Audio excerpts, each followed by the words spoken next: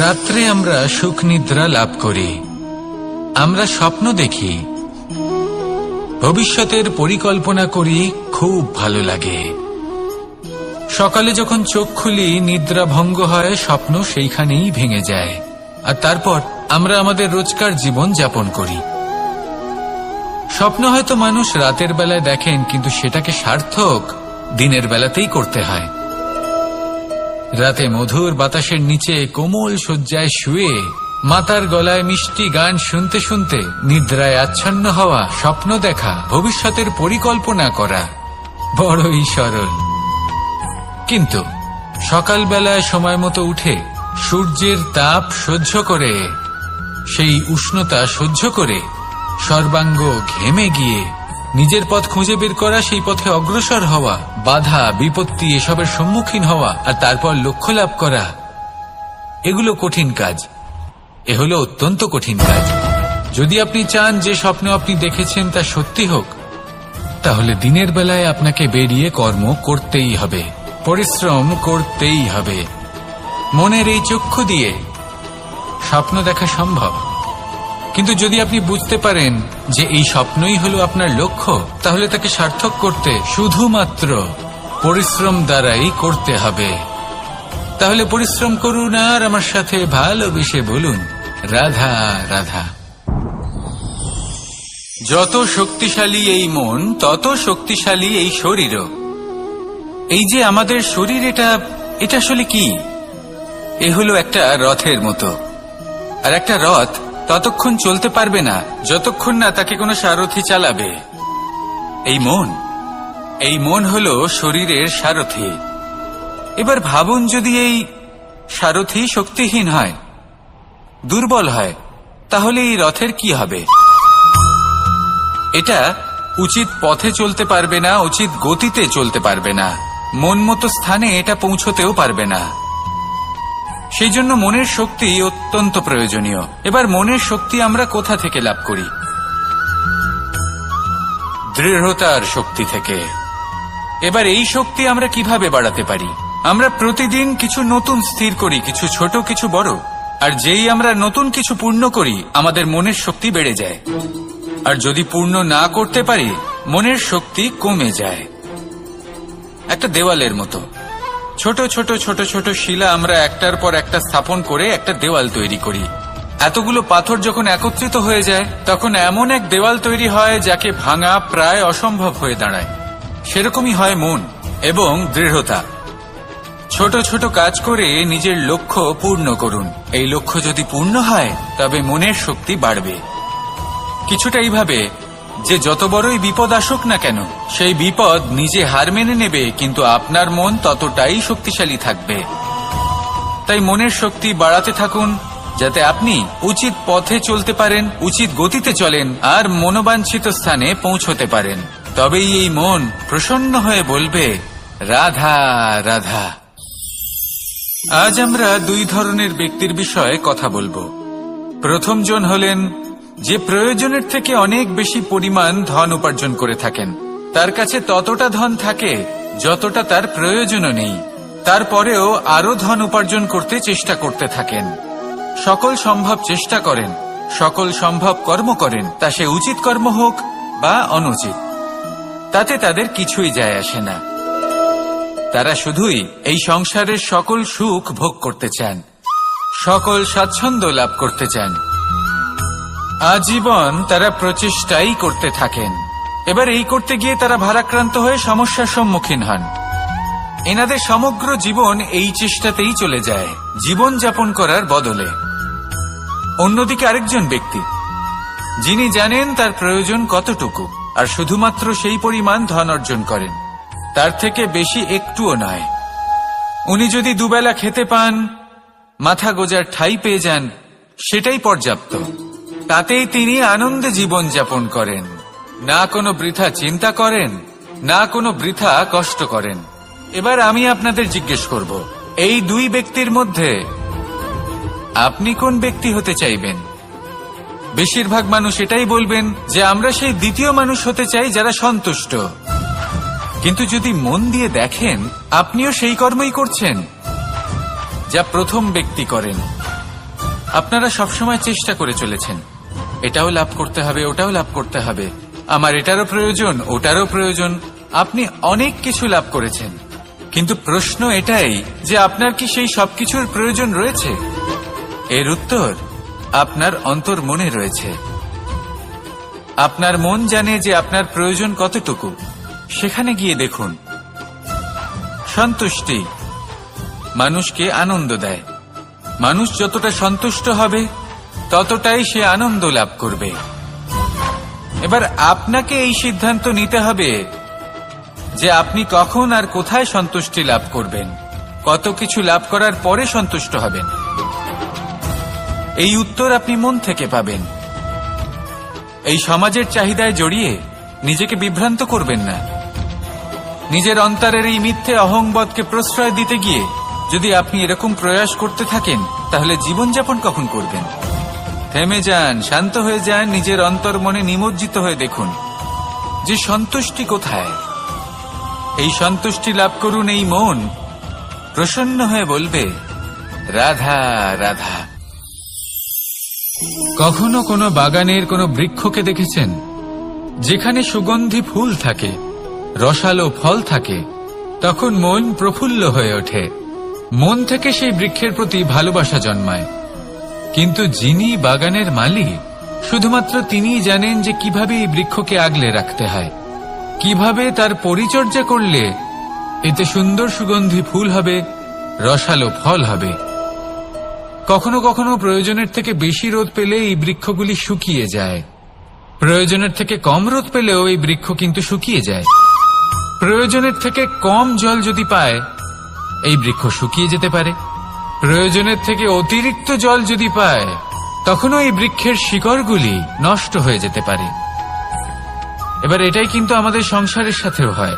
আমাদের সংসারের সকল প্রতিভাশালী ব্যক্তি, যেমন লেখক, বিচারক, প্রবক্তা, যোদ্ধা, এদের সবার ক্ষেত্রে এই কথাটাই প্রযোজ্য। যদি বেশি প্রশংসা করা হয়, তাহলেও এরা হারিয়ে যাবেন। প্রয়োজনের থেকে বেশি যদি নিন্দা করা হয়, তখনও তারা নত হয়ে পড়বেন। তাহলে আপনি এদের রক্ষা করুন এবং নিজেদেরও। মনে রাখবেন একটা কথা, জেনে রাখুন কখন কোন নিন্দায় আপনি লজ্জিত হবেন না, আর কখন কোন প্রশংসার দ্বারা নিজের মধ্যে অহংবোধ জাগ্রত করবেন না। এই মন সুপ্রসন্ন হয়ে বলবে, রাধা রাধা। যদি আমি কোনো বনে যাই, কোনো নির্জন বনে, সেই বনের বিষয়ে, সেই পথের বিষয়ে, গাছপালার বিষয়ে, পশুপক্ষীর বিষয়ে আমার যদি কোনো জ্ঞান না থাকে, সেই বনের ক্ষুদ্র থেকে ক্ষুদ্রতর অংশের বিষয়ে যদি আমার কোনো জ্ঞান না থাকে, তাহলে হতেই পারে সেই বনে কোথাও আমি হারিয়ে যাব। হয়তো এমনভাবে হারিয়ে যাব, কোনোদিনও বাইরেই বেরোতে পারবো না। তাই সেই বনের বিষয়ে জ্ঞান লাভ করা আবশ্যক। এটাই হলো শিক্ষা। জীবনে বেশিরভাগ মানুষই কেন অসফল হন? ওনারা একটা লক্ষ্য স্থির করেন, কিন্তু সেই পথের বিষয়ে তারা পর্যাপ্ত জ্ঞান অর্জন করেন না। সেই পথে কি বিপদ আসতে পারে প্রত্যেকটা পৃষ্ঠার জ্ঞান তাদের নেই, আর সেই জন্যই তারা অসফল হন। আপনি জীবনে যখনই কোনো লক্ষ্য স্থির করবেন, কোনো লক্ষ্য সাধন করবেন, পরিকল্পনার সাথে সেই পথে অগ্রসর হন। সেই পথকে বোঝার চেষ্টা করুন, সেই পথের বিপদ সম্পর্কে জ্ঞান লাভ করুন, সবকিছু জানার চেষ্টা করুন, অজানা তথ্য আহরণ করুন, আর তারপর সেই লক্ষ্যের প্রতি নিজেকে সমর্পিত করুন। তবেই আপনি সাফল্য লাভ করবেন। আর এই মন প্রসন্ন হয়ে বলবে, রাধা রাধা। আপনি নিশ্চয়ই কখনো অনুভব করেছেন, যদি কোনো নির্মল ব্যক্তির কাছে গিয়ে বসেন, তাহলে মনে নির্মল অনুভূতি হয়, এই মন শান্ত হয়ে যায়। সেইখানেই কোনো দুশ্চরিত্র মানুষের কাছে গিয়ে বসলে এই মন বিচলিত হয়ে যায়। কারণটা কি? কারণ যে ব্যক্তি নির্মল মনের, তিনি সবার মধ্যে নির্মলতা ছড়িয়ে দেন। আমাদের অন্তরে যা থাকে আমরা সেটাই সবার মধ্যে বিতরণ করি। যদি আপনি এই সংসারে শুভ বোধ ছড়িয়ে দিতে চান, তাহলে প্রথমে শুভ গ্রহণ করুন, তা অর্জন করুন। এই সংসারে জ্ঞানের শক্তি লাভ করুন, আর সেই জ্ঞানের শক্তি সংসারে বিতরণ করুন।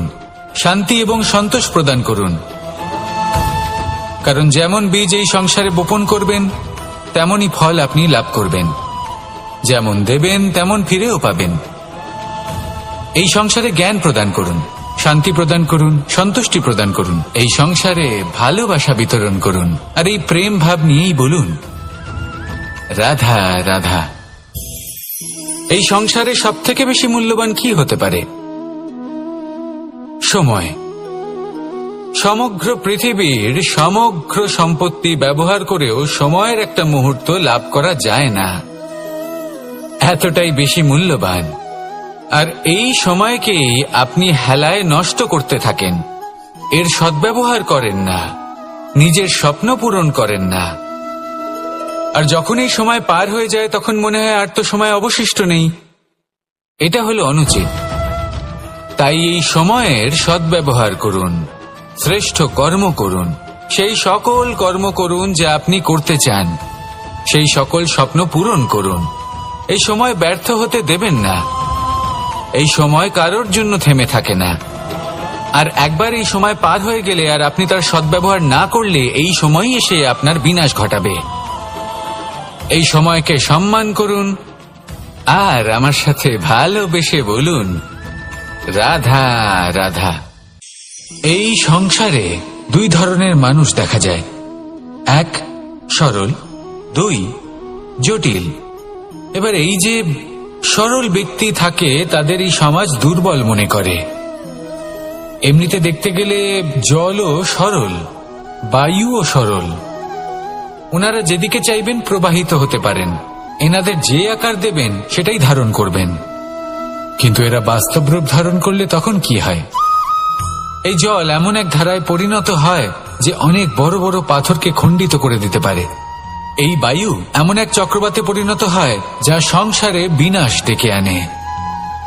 তাই যে ব্যক্তি সরল তার সরলতাকে সম্মান করুন, তাকে সম্মান করুন, তাকে ভালোবাসা দিন।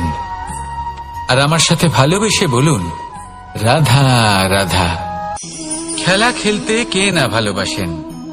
আমরা প্রত্যেকেই যখন সময় পাই, সুযোগ পাই, তখনই আমরা কোনো খেলা খেলি। খেলার সময় দুই ধরনের মানুষ ওখানে থাকেন, এক যারা অংশগ্রহণ করেন, আর দুই যারা দেখতে থাকেন, যারা দর্শক হয়ে দেখেন, যারা নিজের পক্ষের বিজয়ের ফলে উচ্ছ্বসিত হয়ে থাকেন, পরাজয়ের ফলে শোক পালন করেন, পরামর্শ দিয়ে থাকেন। আর বিজয়ী কে হন? বিজয়ী তিনি হন যিনি অংশগ্রহণ করেন। নির্বাচন আপনাকে করতে হবে, আপনি কি করতে চান? আপনি কি খেলোয়াড় হতে চান, নাকি আপনি দর্শক হতে চান? যদি আপনি বিজয়ের আনন্দ লাভ করতে চান, সেই রোমাঞ্চ অনুভব করতে চান, তাহলে খেলতে হবে, ময়দানে আপনাকে নামতেই হবে। পরাজয়ের সম্ভাবনার ভয়ের সাথে আপনাকে লড়াই করতেই হবে, বিপক্ষের আহ্বানকে স্বীকার করতেই হবে, খেলোয়াড় হয়ে উঠতে হবে। তবেই এই বিজয়ের সম্ভাবনা থাকবে। আসলে কি, দর্শক হয়ে পরামর্শ দেওয়া অত্যন্ত সহজ, ময়দানে নেমে অংশগ্রহণ করা অত্যন্ত কঠিন।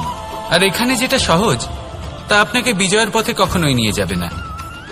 আসুন আমার সাথে ভালোবেসে বলুন রাধা রাধা। এই সংসারে মানুষ জন্মগ্রহণ করেন, বড় হতে থাকেন, পুরুষার্থ লাভ করেন, অর্জন করেন। অর্জন করা আসলে কি? বেশিরভাগ মানুষ বলেন অর্জন করা অর্থাৎ ধন সম্পত্তি অর্জন করা। আর কি অর্জন করা যায়? আর কি লাভ করা যায়? আসল প্রশ্ন হলো এটাই যে কি এমন আছে যা বাস্তব রূপে অর্জন করার যোগ্য। তা হলো ব্যবহার, জ্ঞান এবং সন্তোষ। কেন? কারণ আপনি যখন এই সংসার ছেড়ে চলে যাবেন তখন আপনার ধন সম্পত্তি আপনাকে বিদায় জানাতে আসবে না। আপনাকে বিদায় জানাতে আসবে আপনার আপনজন, যাদের সাথে আপনার সুসম্পর্ক ছিল। সমগ্র সংসারে সহস্র মানুষ ধন অর্জন করে থাকেন। শ্রেষ্ঠ মানুষ হলেন তিনি যিনি ব্যবহার, জ্ঞান এবং সন্তোষ অর্জন করে থাকেন, একে সকলের মধ্যে বিতরণ করেন। তাই এটাই করুন আর আমার সাথে ভালোবেসে বলুন, রাধা রাধা। এই সংসারের আরম্ভ থেকে এখনো পর্যন্ত এবং ভবিষ্যতেও একটা যুদ্ধ আছে, যা হয়ে চলেছে, চলতেই থাকবে। পাপ এবং পুণ্যের মধ্যে যুদ্ধ, সত্য এবং অসত্যের মধ্যে যুদ্ধ। এই যুদ্ধ চলেই আসছে, আর এই যুদ্ধে যারা লড়েন তাদের আমরা সবসময় জয় জয়কার করি।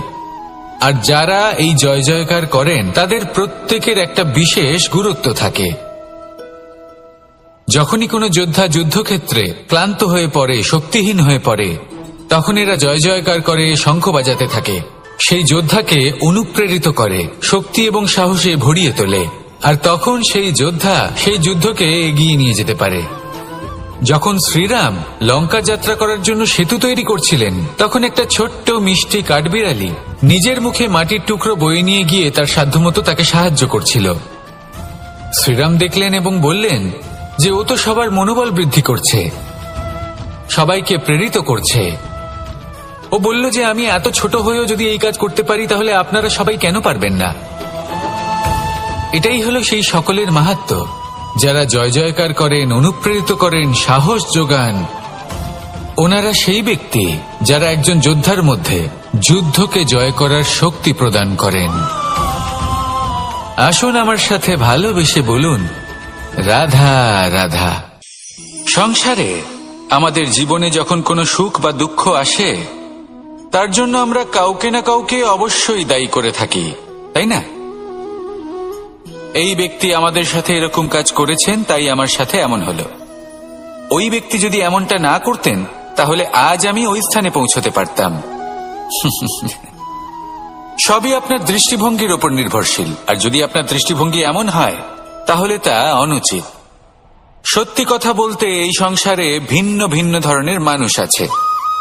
এটা আপনার ওপর নির্ভর করছে কিভাবে তাদের স্বাগত জানাবেন। একবার ভাবুন, আমি আমার দুটো হাত সামনে নিয়ে এলাম, দুটো মুঠো খুলে দিলাম। দুই প্রকারের মানুষ আসবেন, কিছু না কিছু দিয়ে যাবেন। এই মুঠো যদি আমি বন্ধ করে দিই, তাহলে না কেউ আমাকে কিছু দিতে পারবে, না আমার কিছু যাবে আসবে। নিশ্চয়ই বুঝতে পারছেন এই দুই ধরনের ব্যক্তি কারা এবং তারা কি দিয়ে যান। আমি যদি নিজের মুঠো খুলে দিই, তাহলে কিছু ভালো মানুষ আসবেন, আমাকে আনন্দ, সন্তুষ্টি, জ্ঞান প্রদান করে যাবেন, ভালো অভিজ্ঞতা দিয়ে যাবেন। কোনো খারাপ ব্যক্তি যদি আসেন, তাহলে তিনিও খারাপ অভিজ্ঞতা দেবেন, যার থেকে আমি শিক্ষা লাভ করব। এই সব কিছু আমি লাভ করতে পারি। মুঠো যদি বন্ধ করে রাখি, তাহলে আমি কিছুই পাবো না। দেখুন, এই সংসারে প্রত্যেকের জীবনে এইরকম, প্রত্যেকের জীবনে সবকিছুই আছে, ভালো খারাপ দুই মানুষই আছে, ভালো অভিজ্ঞতা আছে, খারাপ অভিজ্ঞতা আছে। নির্ভর করছে আপনার উপর যে আপনি কি করবেন, এনাদের স্বাগত কিভাবে জানাবেন, কার থেকে কি বুঝবেন, কি শিখতে পারবেন, আর কোন দৃষ্টিভঙ্গি নিয়ে অগ্রসর হবেন। এটাই নির্ধারণ করবে যে আপনার জীবন কেমন হবে। আসুন আমার সাথে ভালোবেসে বলুন, রাধা রাধা।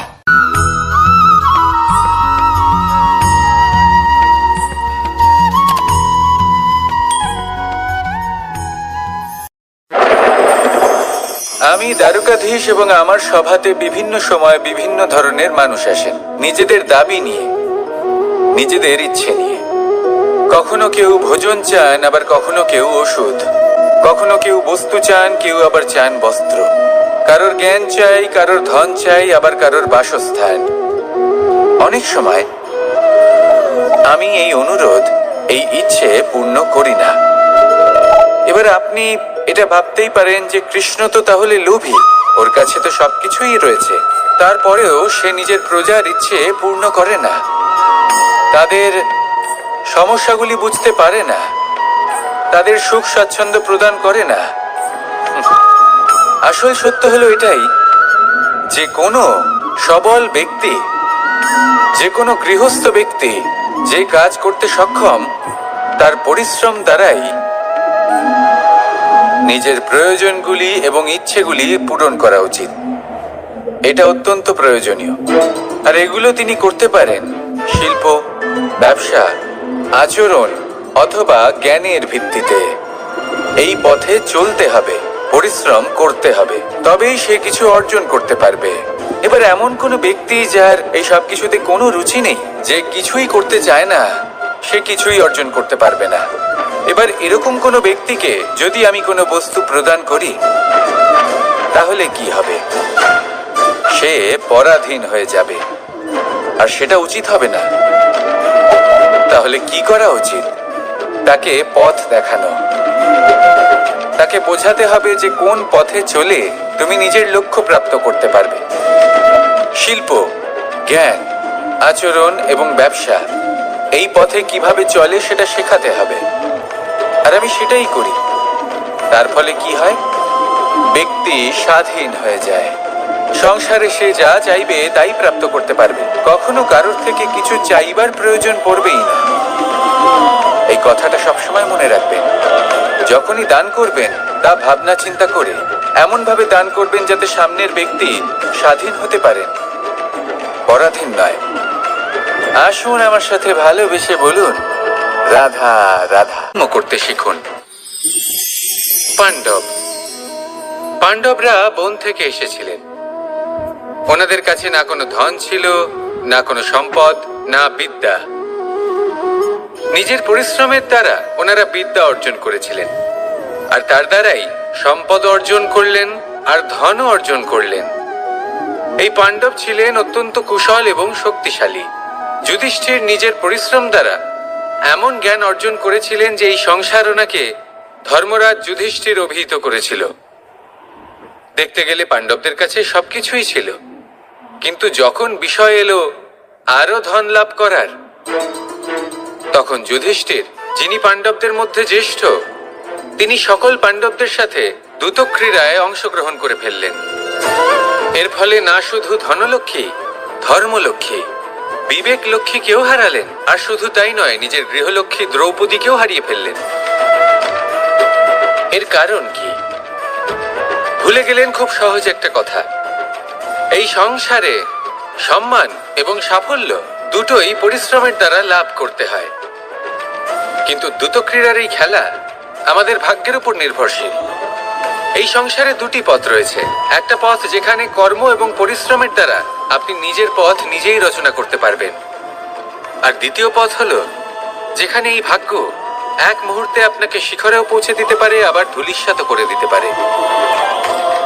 আপনি কোন পথ বাছবেন, সেই চয়ন আপনারই। আসুন আর আমার সাথে ভালোবেসে বলুন, রাধা রাধা। কোনো এক সময়ের ঘটনা এটা। মা এবং বাবা হাটে গিয়েছিলেন। তখন আমি আর দাদা গিয়েছিলাম গরু চড়াতে। আমরা বাড়ি ফিরে এলাম, আর মা সেই সময় একটা কাজ করতেন। যখনই হাটে যেতেন, দরজা তালা বন্ধ করে যেতেন। উনি খুব ভালো করে জানতেন যে যদি ওনার এই মাখন চোর সঠিক সময় পৌঁছে যায়, তাহলে এক ফোঁটাও মাখন আর অবশিষ্ট থাকবে না। এবার ঘটনা কিছুটা এরকম হলো যে মা আর বাবা মাঝে মাঝে হাটে যেতেন, তাই মাঝে মাঝেই দরজা তালা বন্ধ করতে হতো। যখন মা আর বাবা ফিরে এলেন, তখন বাবা ভুলে গিয়েছিলেন যে এই চাবির গোছা থেকে ঠিক কোন চাবিটা দরজার তালা খোলার জন্য উপযোগী। উনি চেষ্টা করতে শুরু করে দিলেন। একটার পর একটা চাবি দিয়ে উনি চেষ্টা করতে থাকলেন, কিন্তু সেই দরজার তালা তো খুলতেই চাইছিল না। ওনার মাথা থেকে ঘাম পড়তে শুরু করলো। তখন মা বললেন যে তালা ভেঙে দেওয়া যাক। মা চলে গেলেন, আর বাবা বললেন, না না দাঁড়াও, আর কিছু চাবি বাকি আছে, এটা হয়তো খুলতে পারবো। মা হাতুড়ি নিয়ে চলে এলেন সেই তালা ভাঙার জন্য, আর তখনই বাবা শেষ চাবিটা প্রয়োগ করলেন, আর দরজার তালা খুলে গেল। যদি উনি চেষ্টা না করতেন, তাহলে এই তালাটাও ভেঙে যেত আর চাবিটাও নষ্ট হয়ে যেত, ঠিক কিনা? এবার এই ঘটনাটা আমি দেখেছিলাম, আর আমার মনে হলো যে কখনো কখনো এই চাবির গোছার মধ্যে থেকে শেষ চাবিটাও কিন্তু জীবনের দরজা খুলে দিতে পারে। সেজন্য আপনি যদি জীবনে সাফল্য লাভ করতে চেষ্টা করেন, নিজের লক্ষ্যে পৌঁছতে চান, তাহলে হার মানবেন না। হয়তো দেখবেন আপনার পরবর্তী প্রচেষ্টা বা এই অন্তিম প্রচেষ্টা আপনাকে সাফল্যের পথে নিয়ে গেল। তাই নিরন্তর প্রচেষ্টা করতে থাকুন, জীবনে সাফল্য লাভ করুন। যজ্ঞের আগুনকে শুভ বলে মনে করা হয়, আর সেখানেই চিতার আগুনকে অশুভ মনে করা হয়। এমনটা কেন হয়? এখানে বিষয়টা হলো লক্ষ্য, বিচার এবং সঙ্গের। যখন আমরা যজ্ঞ করি তখন আমাদের লক্ষ্য কি হয়? পরিবেশকে আরো পবিত্র করে তোলা, ইতিবাচক করে তোলা। আমাদের লক্ষ্য শুভ হয়। তারপরে আসে বিচার। এই পরিস্থিতিতে সেই বিচার হলো অগ্নি। স্ফুলিঙ্গ থেকে তীব্র আকার ধারণ করে সমস্ত কাঠকে পুড়িয়ে দেয় এবং সুগন্ধ ছড়িয়ে দেয়। অর্থাৎ যদি আপনার লক্ষ্য শুভ হয় তাহলে তার নিজেই শুভ বিচারধারাকে আমন্ত্রণ জানায়। এই শুভ বিচার তখনই আসবে যখন আপনার সংকল্প শুভ হবে। অন্যদিকে হলো চিতার আগুন। এর লক্ষ্য কি? একটা দেহকে পরধামে পৌঁছে দেওয়া। সবার শেষে সবকিছু আপনার উপরে নির্ভরশীল যে আপনি কোনটা চয়ন করতে চান। আপনার লক্ষ্য যদি শুভ হয় তাহলে আপনার বিচার এবং সঙ্গতি আর তার পরিণাম সবই শুভ হবে। আসুন আর আমার সাথে ভালোবেসে বলুন, রাধা রাধা। এই সংসারের প্রত্যেক বস্তুর, প্রত্যেক পরিস্থিতির, প্রত্যেক আবেগের দুটি দিক আছে। এর মধ্যে পার্থক্য করা সম্ভব শুধুমাত্র দৃষ্টিভঙ্গির দ্বারা। যদি কোনো ব্যক্তি পর্বত শিখরে দাঁড়িয়ে থাকেন তাহলে উনি এটাই দেখতে পাবেন যে এই জলের ধারা সমুদ্রের দিকে বয়ে চলেছে। আরেক ব্যক্তি যিনি সমুদ্রের কাছে দাঁড়িয়ে আছেন তার এটাই মনে হবে যে এই জলের ধারা সমুদ্রের দিকে আসছে। এখানে বিষয়টা হলো দৃষ্টিভঙ্গির, আর এটাই সময়ের সাথেও হয়ে থাকে। অনেক সময় মানুষ চিন্তিত হয়ে পড়েন, ত্রস্ত হয়ে পড়েন যে তার কাছে হয়তো খুব কম সময় আছে, তাতে তিনি অনেক কিছুই করতে পারবেন না, আর একটু সময় থাকলে খুব ভালো হতো। তিনি এইভাবেও ভাবতে পারেন যে অল্প হলেও সময় বাকি তো রয়েছে, অর্থাৎ যা অবশিষ্ট আছে তাকে সংরক্ষণও করা সম্ভব, তাতে জীবন যাপনও করা সম্ভব। আর এটা নির্ভর করছে আপনার উপর। তাই দৃষ্টিভঙ্গি ইতিবাচক রাখুন। জীবনে দুই ধরনের আবেগ রয়েছে যার কোনো মূল্য নেই। আমার কথার অর্থ এটা নয় যে এদের কোনো গুরুত্ব নেই, গুরুত্ব যথেষ্টই রয়েছে, শুধু এদের জন্য আপনাকে কোনো মূল্য দিতে হয় না। প্রথম আবেগ হলো আনন্দ, প্রসন্নতা। এটা আপনি যে কোনো জায়গায় খুঁজে পেতে পারেন যদি আপনি খুঁজে পেতে চান। আপনি কোনো পুষ্পের সৌন্দর্য দেখে প্রসন্ন হতে পারেন। বায়ুর কারণে যখন একটি বৃক্ষ শিহরিত হয় সেটা দেখে আপনি প্রসন্ন হতে পারেন। একটা ছোট্ট শিশুর কলরব শুনেও আপনি প্রসন্ন হতে পারেন। একটা ক্রন্দনরত বালককে হাসিয়ে আপনি প্রসন্ন হতে পারেন। সবকিছু আপনার উপর নির্ভরশীল। সেখানে আরেকটি আবেগ হলো দুশ্চিন্তা। মানুষ বড়ই দুশ্চিন্তা করতে থাকে। আজ আমি এই কাজ করেছি, সেই বিষয়ে চিন্তা। আজ আমি এই কাজ করতে পারিনি, সেই বিষয়ে চিন্তা। কাল আমাকে এই কাজ করতে হবে, সেই নিয়ে চিন্তা। আমি কি সেই কাজটা করতে পারবো, সেই বিষয়েও দুশ্চিন্তা। চিন্তা সর্বত্র রয়েছে, যার জন্য মূল্য দিতে হয় না। যত চান আপনি একত্রিত করতে পারেন। একটা গুরুত্বপূর্ণ কথা মনে রাখবেন, প্রসন্নতা জীবনের একটা নতুন সূত্রপাত। সেখানে দুশ্চিন্তা হলো জীবনের চিতার সমান। এবার এই দুটি আবেগ হলো মূল্যহীন, দুটোই আপনার সামনে আছে। কোনটা চয়ন করবেন আপনি, দুশ্চিন্তা নাকি প্রসন্নতা? সিদ্ধান্ত আপনারই। আসুন আর আমার সাথে ভালোবেসে বলুন, রাধা রাধা। ধন, সম্পত্তি, এগুলো আসলে কি? এগুলো শুধু সেই মূল্য যার দ্বারা আমরা কোনো কিছু অর্জন করতে পারি। এবার এই ধনের দ্বারা এই সংসারে অনেক কিছু লাভ করা সম্ভব, কিন্তু সেই সব কিছুই শুধুমাত্র ভৌতিক বস্তুই হবে। ভৌতিক সামগ্রী, ভৌতিক সুবিধা। অর্থাৎ আপনার কাছে যতই ধন থাকুক তা আপনাকে শান্তির ঘুম এনে দিতে পারবে না, আপনাকে জীবনের বাস্তব সুখের অনুভূতি লাভ করাতে পারবে না, কারণ এগুলো ভৌতিক ধন। এই ভৌতিক বস্তুই অর্জন করাতে সক্ষম। বাস্তবিক ধন কি? যদি এই প্রশ্ন আপনার মনে আসে তাহলে তার উত্তর আমি আপনাকে দেব একটা উদাহরণের মাধ্যমে। কখনো আপনি শুনে থাকবেন যে একজন পিতা আজীবন অনিষ্ট করেন, অনর্থ করেন, খারাপ কাজ করেন শুধু ধন অর্জনের জন্য। তিনি ভাবেন যে আমি ধন অর্জন করব আর নিজের সন্তানকে একটা উজ্জ্বল ভবিষ্যৎ প্রদান করব, একটা সুখ স্বাচ্ছন্দ্যময় জীবন দান করব। এবার সন্তান যখন জন্ম লাভ করে তখন সে ভাগ্যের জোরে সেই ধন ভোগ করে। যেরকম সে পায় সেরকমই তার ব্যবহার সে করে। কখনো আপনি এটাও দেখে থাকবেন যে সেই সন্তান সমস্ত ধন নষ্ট করে ফেলে, আর সেই পিতা যিনি সমস্ত ধন সঞ্চয় করেছেন, যিনি সেই ধনের প্রভু, আজ সেই ধনের প্রহরী হয়ে রয়েছেন। এবার এরকম কেন হয়? এরকম তখনই হয় যখন সেই পিতা বুঝতেই পারেন না যে তার জীবনের আসল ধন কি। সেই আসল ধন তার সন্তানকে সে দিতেই পারে না। যদি পিতা তার সন্তানকে কর্মের জ্ঞান দিতে পারেন, উচিত কোনটা অনুচিত কোনটা সেই শিক্ষা দিতে পারেন, সংস্কারের প্রকৃত শিক্ষা দিতে পারেন, তবে সেটা ধনের থেকে অনেক বেশি গুরুত্বপূর্ণ। এটাই হলো জীবনের বাস্তব ধন।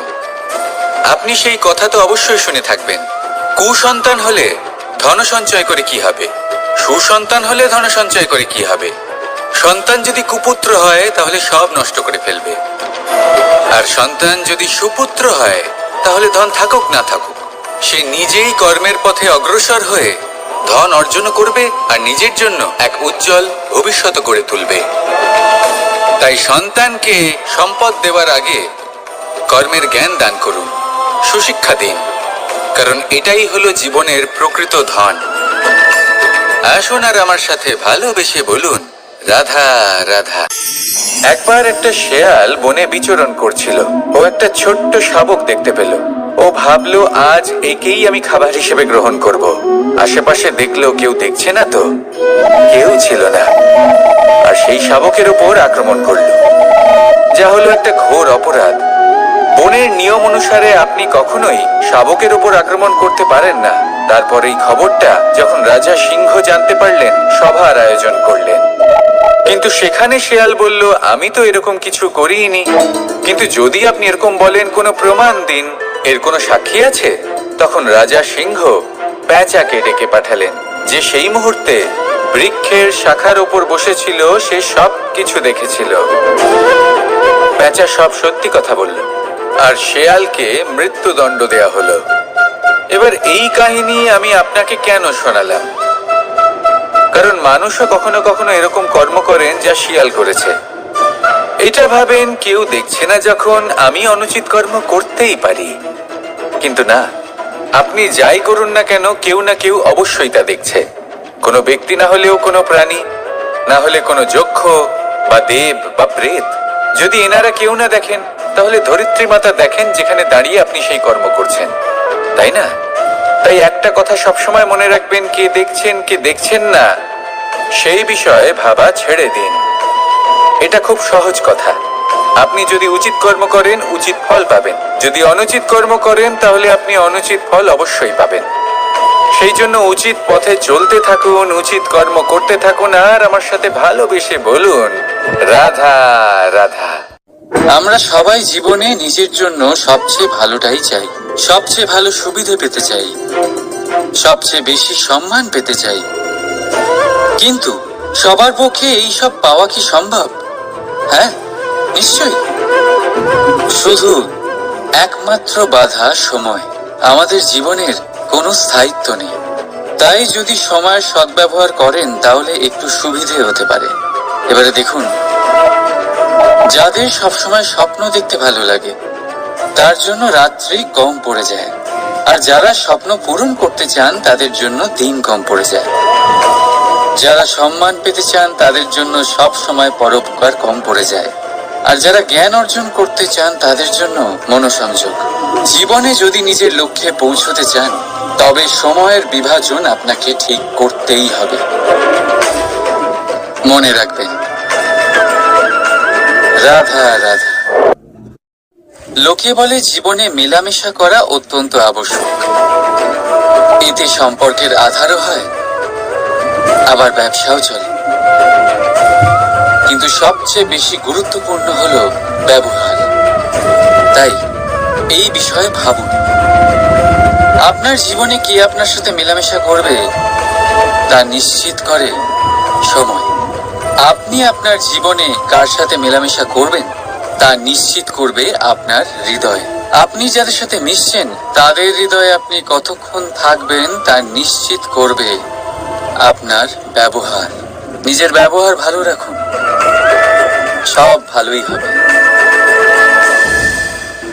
রাধা রাধা।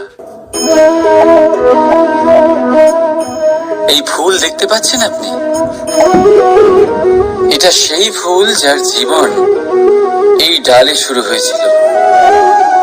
দর্শকদের চোখে প্রশংসা দেখল সে, মধুর লোভে মৌমাছিরা এলো, আর তারপর ডাল থেকে ভেঙে নিচে পড়ে গেল সে। কেন? নিয়তি এরকম কেন করলো ভাবুন। কারণ এই ডালেই ফুল হয়ে থাকাটা এই ফুলের জীবনের লক্ষ্য কখনোই ছিল না। এবার এই ফুল হয় দেবতাদের সজ্জায় ব্যবহৃত হবে, নয় কোনো কন্যার গয়নায় গাঁথা হবে, আর নয় কারোর প্রেম প্রদর্শনের মাধ্যম হবে। দেখুন, জীবনে নিজের লক্ষ্যে পৌঁছতে হলে যাত্রাকে ভয় পেলে চলবে না। নিজের অস্তিত্ব তৈরি করতে হলে তাদের ছায়া থেকে আপনাদের দূরে যেতেই হবে যারা আপনাকে অস্তিত্ব প্রদান করেছেন। এটাই জীবনের নিরন্তর সত্য। রাধা রাধা। আমাদের সকলের জীবনে কখনো না কখনো পাথর দ্বারা আঘাত লাগেই, আর এই সংসারও আমাদের ওপরে কখনো না কখনো পাথর বর্ষণ করে। কখনো আমাদের খারাপ ভেবে, আর কখনো আমাদের অসফল ভেবে, কখনো আমাদের বুদ্ধিহীন ভেবে। কারণ অনেক আছে, কিন্তু এই পাথর দ্বারা আমরা আঘাত পাবো কি পাবো না তা সম্পূর্ণ আমাদের হাতে। হয় আপনি এই পাথরের আঘাত পেয়ে চোখের জলে ডুবে থাকতে পারেন, আর নয়তো যদি আপনি চান তাহলে এই পাথর দিয়ে সেতু বানিয়ে সকল সমস্যার সাগর অতিক্রম করতে পারেন। সিদ্ধান্ত আপনার। এই পাথর এ হলো প্রতীক আমাদের নিন্দার, আমাদের আলোচনার। যে এই আলোচনা নাকারাত্মক ভাবে দেখবে সে শুধুমাত্র কষ্টই পাবে, আর যে এই আলোচনাকে নিজের বিকাশের আধার বানাবে সেই সাফল্যের চূড়ায় পৌঁছবে। তাই মনে রাখবেন, আলোচনা আপনার শত্রু নয়, আপনার সবচেয়ে বড় মিত্র। রাধা রাধা। মিষ্টি জল সবার পছন্দ, কিন্তু নোনতা জল কেউ পছন্দ করে না। এইবার ভাবার বিষয় হলো মুক্ত, যা সমুদ্রের গহ্বরেই তৈরি হয়। নোনতা জলের মধ্যে থেকেই প্রতি মুহূর্তে অন্য প্রাণীদের থেকে বেঁচে নিজের অস্তিত্বকে বাজি রেখে ঝিনুক মুক্ত প্রদান করে থাকে। কখনো ভেবেছেন কেন? কারণ সংকটের সম্মুখীন না হয়ে, চরম পরিস্থিতির সাথে না জড়িয়ে আপনার কখনোই সুখ প্রাপ্তি হবে না। তাই নির্ভীক হয়ে সংকটের সম্মুখীন হন, আর আমার সাথে ভালোবেসে বলুন রাধা রাধা। আমরা সকলেই সময়ের গুরুত্ব বুঝি। সময় আমাদের তৈরি করে, আর সময়ই আমাদের নষ্ট করে দেয়। কখনো ভালো সময় আসে, আর কখনো ভীষণ খারাপ সময় আসে। তবে আশ্চর্যের বিষয় এটাই যে সব জেনেও আমরা সময় নষ্ট করি। মনে রাখবেন, সময় শুধু বয়ে যায়, কখনো ফিরে আসে না। তাই ভালো সময় আসার অপেক্ষায় সময় নষ্ট করবেন না। যাই করবেন আজ, এক্ষুনি, এই মুহূর্তে শুরু করুন। তা সেটা কাউকে আনন্দ দেওয়াই হোক, বা নিজেকে বদলানোর চেষ্টা করা হোক, যাই হোক না কেন, বিলম্ব করবেন না। কারণ সময় শুধুমাত্র তাকেই সঙ্গ দেয় যে সর্বদা সময়কে সম্মান করে। রাধা রাধা। কোথায় আছে সবকিছু সীমা থাকে, মুশকিলের, কষ্টের, সংকটের, অন্ধকারের। যার কোনো সীমা নেই তা হলো কেবলমাত্র কঠোর পরিশ্রমের। আপনি নিশ্চয়ই দেখেছেন, রাত্রি যতই অন্ধকারময় হোক, তারারা পরিশ্রম করে তার সাথে লড়তে থাকে, আর অবশেষে সকাল হয়েই যায়। ঝড়ে পাখিদের বাসা ছিন্ন বিচ্ছিন্ন হয়ে যায়, কিন্তু পাখিরা নিজের পরিশ্রম দ্বারা তা আবার বানিয়ে নেয়। কারণ যা সীমিত তাকে অসীমের কাছে হারতে হয়, আর পরিশ্রম অসীম। রাধা রাধা। প্রবাহিত নদী কত সুন্দর হয়, বলিষ্ঠ হয়, যেদিক দিয়ে বয়ে যায় সেখানে এক নতুন জীবন প্রদান করে, ধরণীকে উর্বর করে, আকাল দূরে রাখে। আর হয়তো এই জন্যই নদীকে মায়ের মতো পুজো করা হয়। কিন্তু আপনি কি কখনো ভেবে দেখেছেন যে নদীর জন্ম কি করে হয়? এ কি শুরু থেকেই এমন বিশাল আর খরস্রোতা হয়? না, বৃষ্টির ছোট ছোট ফোঁটা একসাথে সম্মিলিত হয়ে এক সূক্ষ্ম ধারা তৈরি করে, আর সেই ধারাগুলি পর্বতের বরফ কেটে তাদেরকে গলিয়ে জলপ্রপাত হয়ে ঝরে পড়ে পাথরের সাথে ধাক্কা খেয়ে তারপরেই সে নদী হয়ে ওঠে। ঠিক সেইভাবেই এত সহজে কেউ মহান হয়ে ওঠে না। ছোট ছোট চেষ্টা মিলে এক বিশাল ব্যক্তিত্ব তৈরি করে। তাই জীবনে সর্বদাই চেষ্টা করতে থাকুন। অস্তিত্ব নিজে থেকেই প্রকাশ পাবে। রাধা রাধা। কখনো কখনো আমরা নিজের মা বাবার ওপর কতটা রেগে যাই, মনে করি ওনাদের মন আমাদের দিকেই নেই। আমরা ভাবি ওনাদের কাছে আমাদের কোনো অস্তিত্বই নেই, আর তাই আমরা রেগে যাই। কিন্তু আপনি কি কখনো এমন অনুভব করেছেন যে আমাদের চোখ দিয়ে আমরা আমাদের নাক কখনো দেখতেই পাই না, কারণ তা চোখের ভীষণই কাছে থাকে, দুই চোখের মাঝখানে। কিন্তু যখন কেউ মুখে আঘাত করে, হাত সর্বপ্রথম নাককেই সুরক্ষিত করার চেষ্টা করে। মাতা পিতাও অনেকটা এরকমই হয়।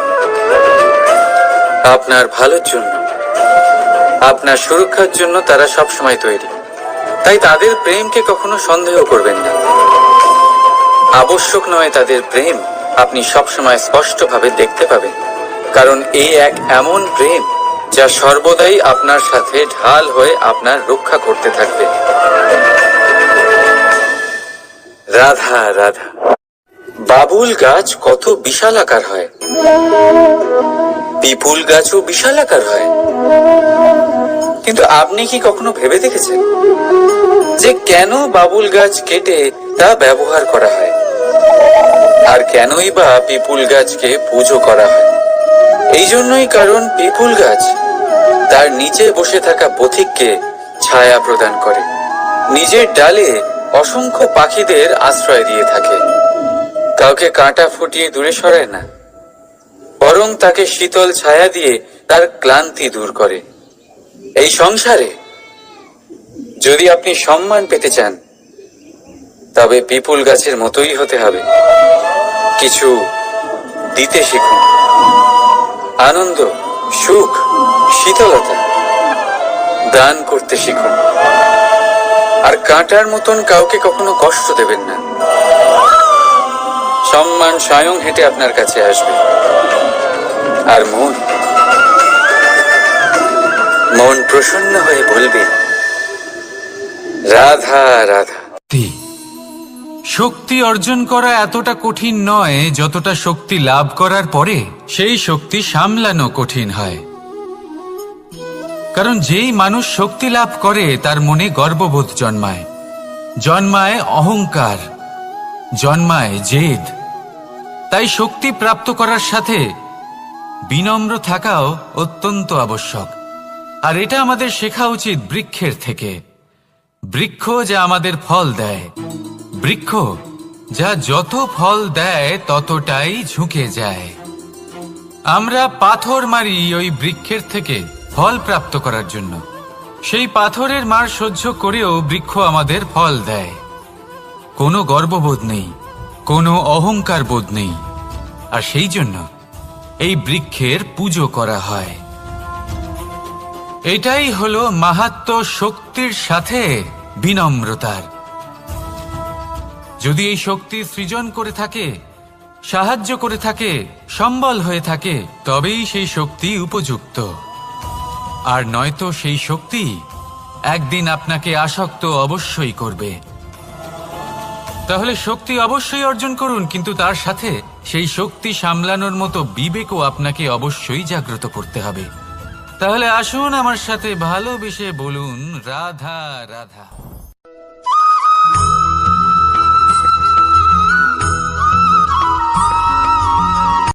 কথায় আছে অন্ধকারে প্রদীপ প্রজ্বলিত করলে চতুর্দিক আলোকিত হয়, কিন্তু যদি এই প্রদীপ আমি সূর্যের আলোর সম্মুখে সকালবেলায় প্রজ্বলিত করে রেখে দিই, তাহলে কি হবে? আপনি বলবেন যে এটা করে তো কোনো লাভই হলো না। সূর্যের প্রকাশের সামনে এই প্রদীপ আসলে কিছুই নয়। এবার এই চিন্তা ভাবনা প্রত্যেক দিন করতে হবে, আর একটা অমূল্য শিক্ষা পেতে হবে। মনে করুন যে আপনি মহাপুরুষের সামনে বসে আছেন, কোনো মহাজ্ঞানীর সামনে, তাহলে সেই ব্যক্তির সামনে নিজের জ্ঞানের প্রদীপ প্রজ্বলিত করবেন না, নীরব থাকুন আর সেই ব্যক্তির সূর্যের প্রকাশের মতো জ্ঞান প্রাপ্ত করুন। যতটা পারবেন জ্ঞান লাভ করুন। যদি এমন কোনো সময় এমন কোনো স্থানে আপনি আছেন যেখানে চতুর্দিক অন্ধকার, কারোর কাছেই জ্ঞান নেই, সেখানে নিজের জ্ঞানের প্রদীপ প্রজ্বলিত করুন। এমন করলে দুদিক থেকেই আপনার লাভ হবে। আপনার জ্ঞান প্রাপ্তিও হবে আর জ্ঞানের সঠিক প্রয়োগও করতে পারবেন। আর এই মন প্রসন্ন হয়ে বলবে, রাধা রাধা।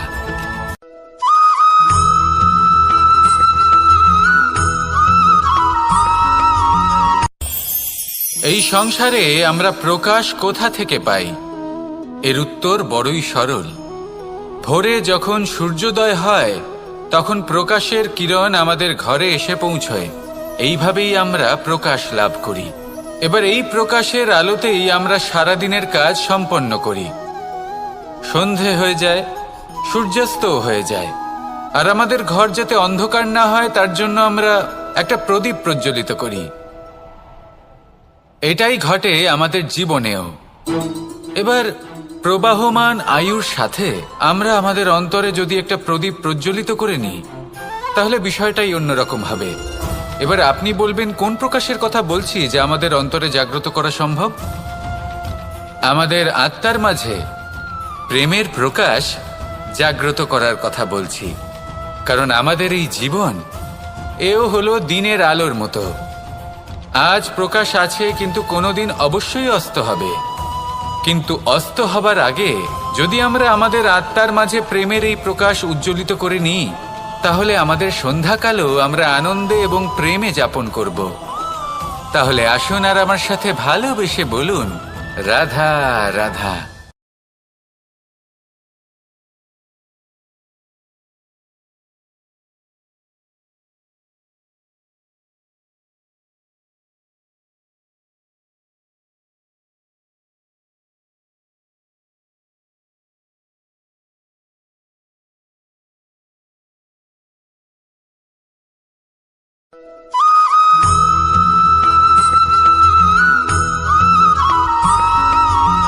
কথায় আছে যে এমন কোনো অক্ষর নেই যার দ্বারা কোনো মন্ত্র হয় না। এমন কোনো বনস্পতি নেই যা নিজেই একটা ঔষধি নয়। পৃথিবীর এমন কোনো ব্যক্তি নেই যার মধ্যে কোনো যোগ্যতা থাকে না। শুধু প্রয়োজন হলো যে ব্যক্তিকে আমরা খুঁজে চলেছি তাকে সঠিকভাবে চিনে নেওয়া। যদি তার যোগ্যতা, তার বিশেষত্ব আমরা বুঝতেই না পারি, তাহলে আর লাভ কি রইল? এই সংসারে এমন অনেক ব্যক্তি রয়েছেন যারা ছোট ছোট অসফলতার কারণে আপনাকে এটা বলে দেবে যে আপনি কোনো কাজের নন, আপনি হলেন মূর্খ, আপনি কিছুই করতে পারবেন না। এইসব কথায় কখনোই বিশ্বাস করবেন না, কারণ আপনি এবং প্রত্যেকটি জীব এই পরমাত্মা এবং এই প্রকৃতির সৃষ্টি, যা অত্যন্ত বিশেষ। যদি আপনাকে উদাহরণ দিই, তাহলে একদিকে আছে তরোয়াল, একটা বড় লম্বা তরোয়াল যার দ্বারা যুদ্ধ করা যায়, জয়লাভ করা যায়। আর অন্যদিকে রয়েছে একটা ছোট্ট সূচ, কিন্তু যে কাজ একটা ছোট্ট সূচ করতে পারে তা একটা তরোয়াল দ্বারা সম্ভব নয়। এর অর্থ হলো এটাই যে প্রত্যেকটা রচনা অত্যন্ত অমূল্য এবং অত্যন্ত বিশেষ হয়।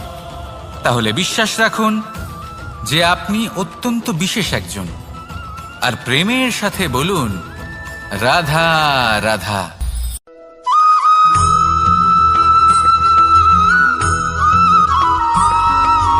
জীবনে যখন কোনো ব্যক্তি নিজের লক্ষ্য প্রাপ্তির জন্য নিরন্তর পরিশ্রম করতে থাকেন, চেষ্টা করতে থাকেন তখন তিনি কষ্ট অনুভব করেন, কখনো শারীরিক কষ্ট, কখনো মানসিক কষ্ট।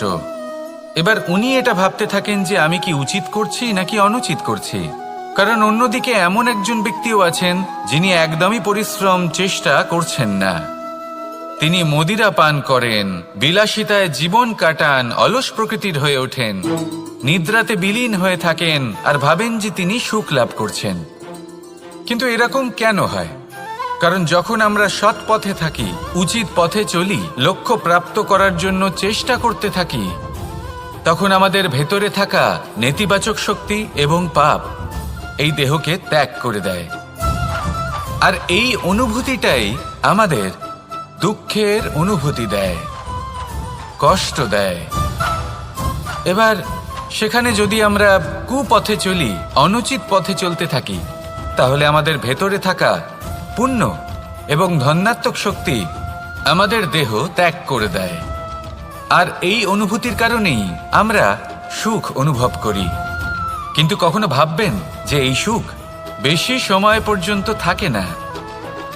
সেই জন্য সবসময় মনে রাখবেন, যদি আপনি জানেন যে এটাই আপনার লক্ষ্য, এটাই উচিত পথ, শুভ পথ, তাতে নিরন্তরভাবে এগিয়ে যেতে চেষ্টা করতে থাকুন। এই কষ্ট আপনাকে সুখের পরাকাষ্ঠায় কখন পৌঁছে দেবে তা আপনি জানতেই পারবেন না। আসুন আমার সাথে ভালোবেসে বলুন, রাধা রাধা।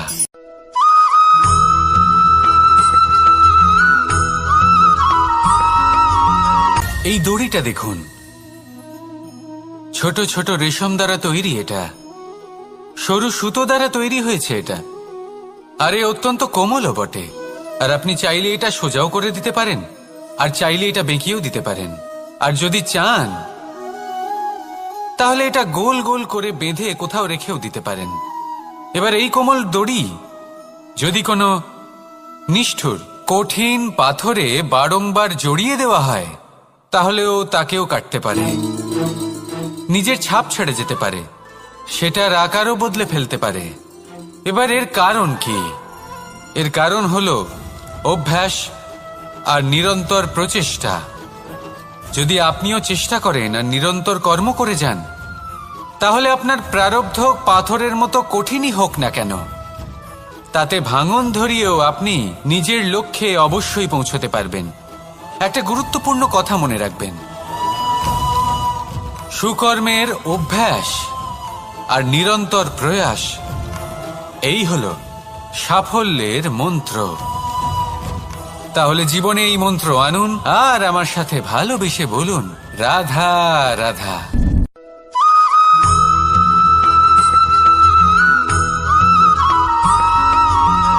এই সংসারে কোনো বস্তু হোক বা ব্যক্তি হোক, তার একার গুরুত্ব কিন্তু খুব বেশি নয়। একটা উদাহরণ হিসেবে বৃষ্টির ফোঁটাকে ভেবে দেখুন। যদি একটি বৃষ্টির ফোঁটা হয় তাহলে তার খুব বেশি গুরুত্ব থাকে না, কিন্তু যখন সহস্র বৃষ্টির ফোঁটা মেঘের মধ্যে দিয়ে ঝরে পড়ে, তখন সেটা বর্ষার রূপ ধারণ করে। সেই বর্ষা যা এই প্রকৃতিকে শান্ত করে। সেইভাবেই পাথরের ছোট টুকরো, তার খুব বেশি গুরুত্ব থাকে না, কিন্তু যখন অসংখ্য পাথরের টুকরো একত্রিত হয় তখন তা পর্বতের আকার ধারণ করে। সেইভাবেই কিছু মানুষ যখন একত্রিত হন তখন তৈরি হয় পরিবার, কিছু পরিবার যখন একত্রিত হয় তখন তৈরি হয় সমাজ, যখন অনেক সংখ্যক সমাজ একত্রিত হয় তখন তৈরি হয় রাজ্য। এবার এই রাজ্যের সবথেকে গুরুত্বপূর্ণ ব্যক্তি হতে পারেন রাজা, কিন্তু তাও সেই রাজা একা কিছু করতে পারেন না। যুদ্ধ লড়ার সময় তারও নিজের সৈন্যদলকে প্রয়োজন পড়ে। কিন্তু এই সংসারে এমন একজন ব্যক্তি আছেন যিনি একাই সব কাজ করতে থাকেন, এবং সেই ব্যক্তি হলেন মা। আমাদের জীবনে একজন পিতার ভূমিকা কিন্তু নিঃসন্দেহে অমূল্য, কিন্তু আমাদের সকলের জীবনে যে ভূমিকা একজন মায়ের তা অন্য কারোর থাকে না। একজন মা একাই সন্তানকে বড় করতে পারেন, সংস্কারী করে তুলতে পারেন, তার জন্য পরিশ্রম করেন। আর এত কিছু কাজ করার পরেও তার কাজের জন্য তিনি প্রশংসা অবশ্য পান না, উল্টে যদি সেই সন্তান অনুচিত পথে চালিত হয়, অনুচিত কর্ম করে, তখন সেই মাকেই অপবাদের পাত্র হয়ে উঠতে হয়।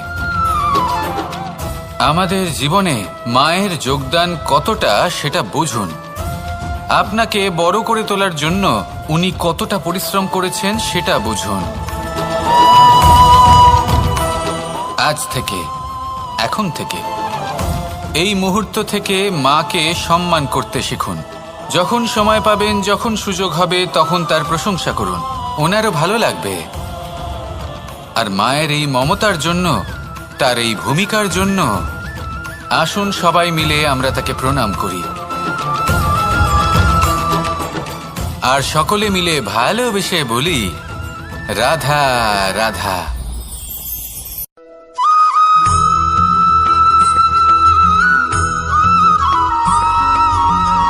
আপনি কখনো কোনো বাজকে নিজের বাসা বানাতে দেখেছেন? এই বাজ যখনই কোনো বাসা বানায় তখন উঁচু গাছের ডালে বা কোনো পর্বতের শিখরে বাসা বানায়, অনেক উচ্চতায়। আর সেখানে তার সন্তানও জন্মগ্রহণ করে। যখন এই সন্তানেরা জন্মায় তখন এই বাজ খুবই ভালোবেসে এবং খুব সাবধানে এদের পালন পোষণ করে। নিজের ঠোঁট দিয়ে তাদের ঠোঁটে খাবার পরিবেশন করে। কিন্তু যেই সেই সন্তানেরা হৃষ্টপুষ্ট হয়ে যায় এবং সেই কথা বাজ নিজে বুঝতে পেরে যায়, সেই বাজ নিজেই সেই বাসা ছিন্ন ভিন্ন করে দেয়। সেই সন্তান যাদের সবেমাত্র ডানা গজিয়েছে, কিভাবে উড়তে হয় তারা জানে না, সেই সন্তানগুলিকে উচ্চতা থেকে ঠেলে দেয়। সেই সন্তান প্রথমে ভয়ভীত হয়ে যায়। তারা সামনে মৃত্যুকে দেখতে পেয়ে ভয়ের কারণে তাদের ডানা ঝাপটাতে থাকে। আর সেই প্রক্রিয়াতেই সেই সন্তানগুলি উড়তে শুরু করে দেয়। এবার এই ঘটনায় আমরা কি শিক্ষা পেতে পারি? এটাই, যদি আপনি মাতা পিতা হন তাহলে নিজের সন্তানকে অবশ্যই স্নেহ করুন, কিন্তু তাদেরকে নিজের আঁচলের তলায় বেঁধে রাখবেন না। যদি আপনি চান আপনার সন্তান জীবনে উন্নতি করুক, তাহলে নিজের মুঠো থেকে তাদের স্বতন্ত্র করে দিন। এই সংসারে সংঘর্ষ করতে দিন। সেই সন্তান নিজেই বুঝতে পারবে যে জন্মের সময় পাওয়া ডানা কি করে ব্যবহার করতে হয়। আর আপনার চোখের সামনে আপনার সন্তান এই আকাশে উড়তে থাকবে। তাহলে আসুন আমার সাথে ভালোবেসে বলুন, রাধা রাধা।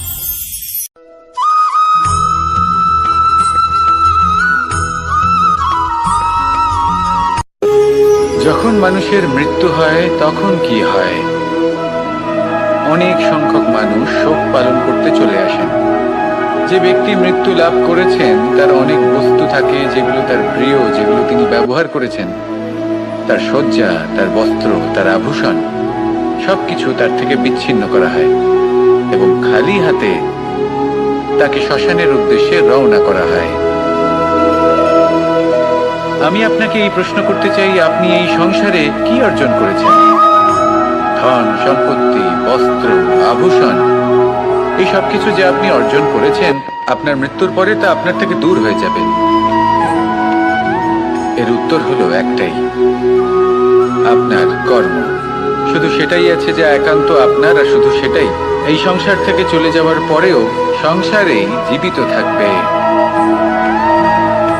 যদি আপনি দুষ্কর্ম করেন তাহলে এই সংসার আপনাকে একটি অনুচিত উদাহরণ হিসেবে মনে রাখবে যে এই ব্যক্তি খুব পাপী ছিল, অনুচিত কর্ম করতেন।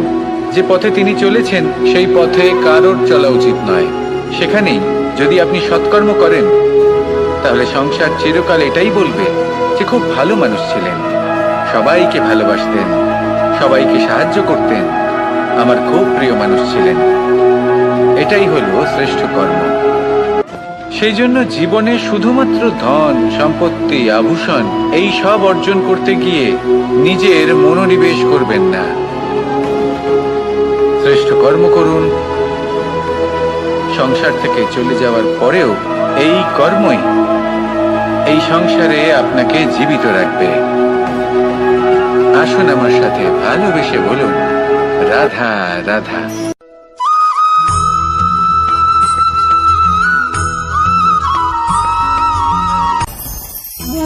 ভোজন, এবার ভোজন সংগ্রহ করার জন্য মানুষ কি না করেন, সবসময় চেষ্টা করতে থাকেন।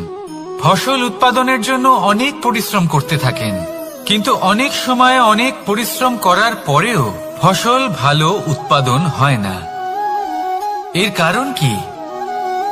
কারণ হলো এটাই যে আপনি পরিশ্রম হয়তো অনেক করেছেন, কিন্তু আপনার নজর তো সেই বীজের দিকে ছিলই না যা আপনি রোপণ করেছেন। সেই জন্য সবসময় কোনো বীজ রোপণ করার আগে তাকে পরখ করে দেখুন, তা অত্যন্ত আবশ্যক।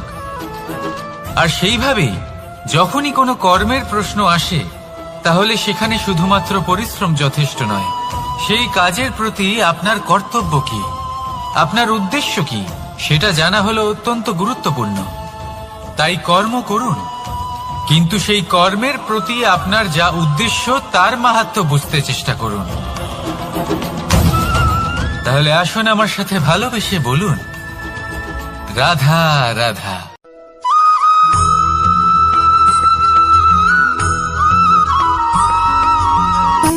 সুখ, দুঃখ এবং শক্তি, এই তিন হলো এই সংসারের ত্রিদেবের মতো। আমাদের জীবনে যা কিছু ঘটছে এই তিনটির ভিত্তির উপরেই হচ্ছে। আসলে এই সংসারের একটা নিয়ম আছে, যখনই আপনি কিছু লাভ করেন এই সংসার আপনার পরীক্ষা নেয়। এটা জানার জন্য আপনার পরীক্ষা নেয় যে আপনি যা কিছুই লাভ করেছেন আপনি কি আদৌ সেটার যোগ্য কিনা। ঠিক সেইভাবেই এই সুখ, দুঃখ এবং শক্তি আপনার পরীক্ষা নিয়ে থাকে। যখন সুখ আসে তখন সে আপনার পরীক্ষা নেয় যে আপনার মধ্যে অহংবোধ জাগ্রত হয়নি তো। যদি অহংবোধ চলে আসে তাহলে সুখ সেখানেই সঙ্গ ত্যাগ করে। দুঃখ আপনার ধৈর্যের পরীক্ষা নিতে থাকে, আর যদি আপনার মধ্যে ধৈর্য না থাকে তাহলে এটা আপনাকে আরো বেশি দুঃখের গভীর অন্ধকারে ঠেলে দেবে। সেখানে শক্তি পরীক্ষা নেয় আপনার বিনম্রতার। যদি আপনি বিনম্র না হন তাহলে হয় এই শক্তি আপনার সঙ্গ ত্যাগ করবে, নয় এই শক্তি বিনম্রতার অভাবে আপনার পতনের কারণ হতে পারে। এই সংসারে যে কোনো ব্যক্তি যিনি এই পরীক্ষায় উত্তীর্ণ হয়ে থাকেন এই জীবনে তিনি সাফল্য লাভ করেন। আসুন আমার সাথে ভালোবেসে বলুন, রাধা রাধা।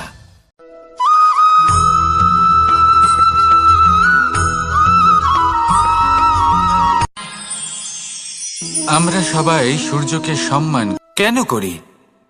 কারণ আমরা জানি যে সন্ধেবেলা যখন সূর্যাস্ত হবে তখন শুধুমাত্র অন্ধকার বাকি থাকবে। ঠিক কিছুটা এরকমই হয় আমাদের মাতা পিতাও, যিনি আমাদের জন্ম দেন, আমাদের ভরণ পোষণ করেন, আমাদের বড় করেন, আমাদের প্রেম প্রদান করেন।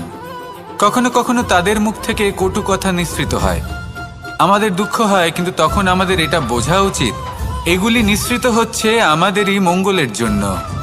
যেমন সূর্যদেব, উনিও উত্তাপ দিয়ে থাকেন আমাদেরই মঙ্গলের জন্য, যাতে ফসল পাকতে পারে, যাতে জল বাষ্প হয়ে মেঘ হতে পারে, বৃষ্টি হতে পারে, আর এই সংসারে নিরন্তর জলের প্রবাহ থাকে। আমাদের মাতা পিতা, তাদের কঠোর আচরণ, তাদের কঠোর অনুশাসনের পেছনে লুকিয়ে থাকে ওনাদের ভালোবাসা। আমাদের তা বুঝতে হবে, সসম্মানে ওনাদের গ্রহণ করতে হবে। কারণ ঠিক সূর্যাস্তের পরে যেমন চতুর্দিক অন্ধকারচ্ছন্ন হয়ে যায়, তেমনি আমাদের জীবন থেকে যখন আমাদের মাতা পিতা চলে যায় তখন আমাদের জীবনেও শুধু এবং শুধুমাত্র অন্ধকারই ছেয়ে থাকে। সেই জন্য নিজের মাতা পিতাকে সম্মান করুন, ওনাদের ভালোবাসা প্রদান করুন। এই মন আর এই জীবন প্রসন্ন হয়ে বলবে, রাধা রাধা।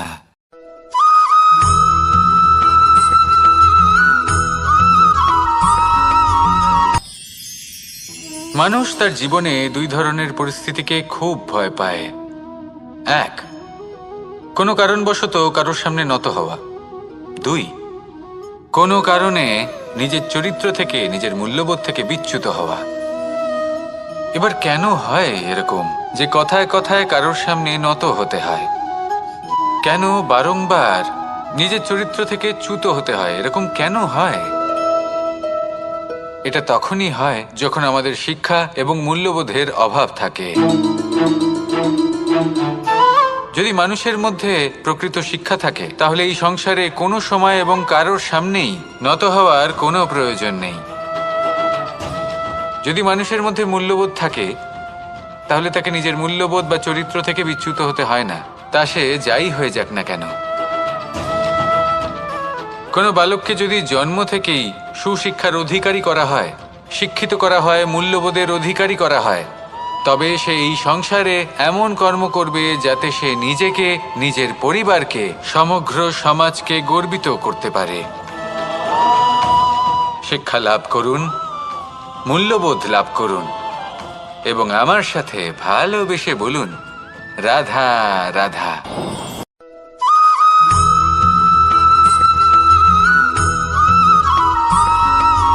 কথায় আছে, প্রত্যেক পুত্র তার পিতার প্রতিচ্ছবি হয়, আর সমস্ত প্রতিচ্ছবি চায় যেন সে তার অস্তিত্ব প্রাপ্ত করতে পারে।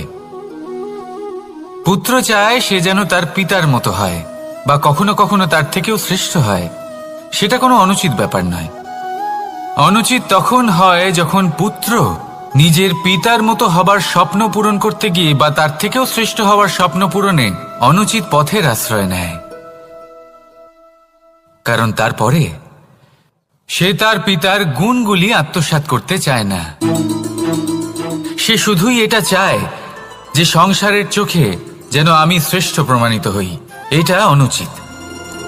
সংসারে এমন অনেক মানুষ আছেন যারা এই কারণে শ্রেষ্ঠ হবার চেষ্টা করেন যাতে তার পরিবারের, তার পিতার সম্মান বৃদ্ধি পায়।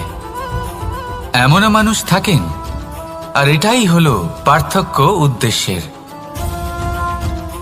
মনে রাখবেন, যদি আপনার উদ্দেশ্য শুভ হয় তাহলে পথও শুভ হবে, যদি আপনার উদ্দেশ্য অশুভ হয় তাহলে পথও অশুভ হবে।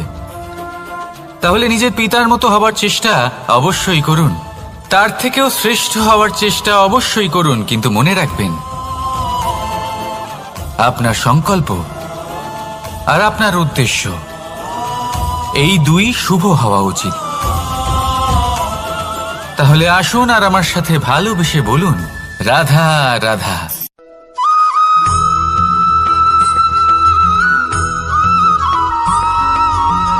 এই সংসারের সব থেকে গুরুত্বপূর্ণ তত্ত্ব কোনটা? প্রথম হলো সময়। জন্ম থেকে মৃত্যু পর্যন্ত এই যে সময়, এটাই তো হলো জীবন। দ্বিতীয় হলো জীবন, যাতে আমরা সময়ের সদ্ব্যবহার করি, শ্রেষ্ঠ থেকে শ্রেষ্ঠতর কাজ করার চেষ্টা করি। বহু বছরের এই পরম্পরা, এই সংস্কৃতিকে এগিয়ে নিয়ে যাওয়ার চেষ্টা করি। এই সংসারে আমরা অংশগ্রহণ করতে চেষ্টা করি। তৃতীয় হলো ধন, সেই ধন যা প্রত্যেক ব্যক্তি অর্জন করতে চেষ্টা করেন।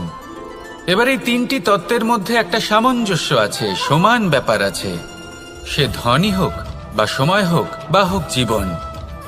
আর সেই সমান ব্যাপার হলো যে যদি আপনি এটা গণনা করতে থাকেন তাহলে তা কমতে থাকে, যদি আপনি এটা ব্যবহার করেন তাহলে তা বাড়তে থাকে।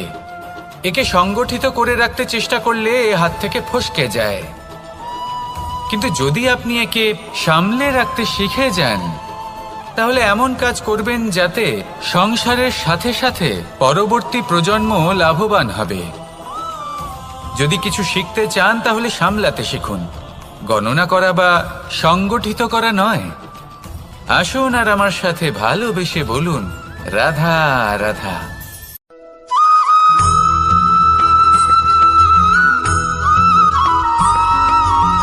পঞ্চতত্ত্বের মধ্যে দ্বিতীয় তত্ত্ব হল ধরণী, ভূমি, যাকে আমরা ধরণী মাতা বলি।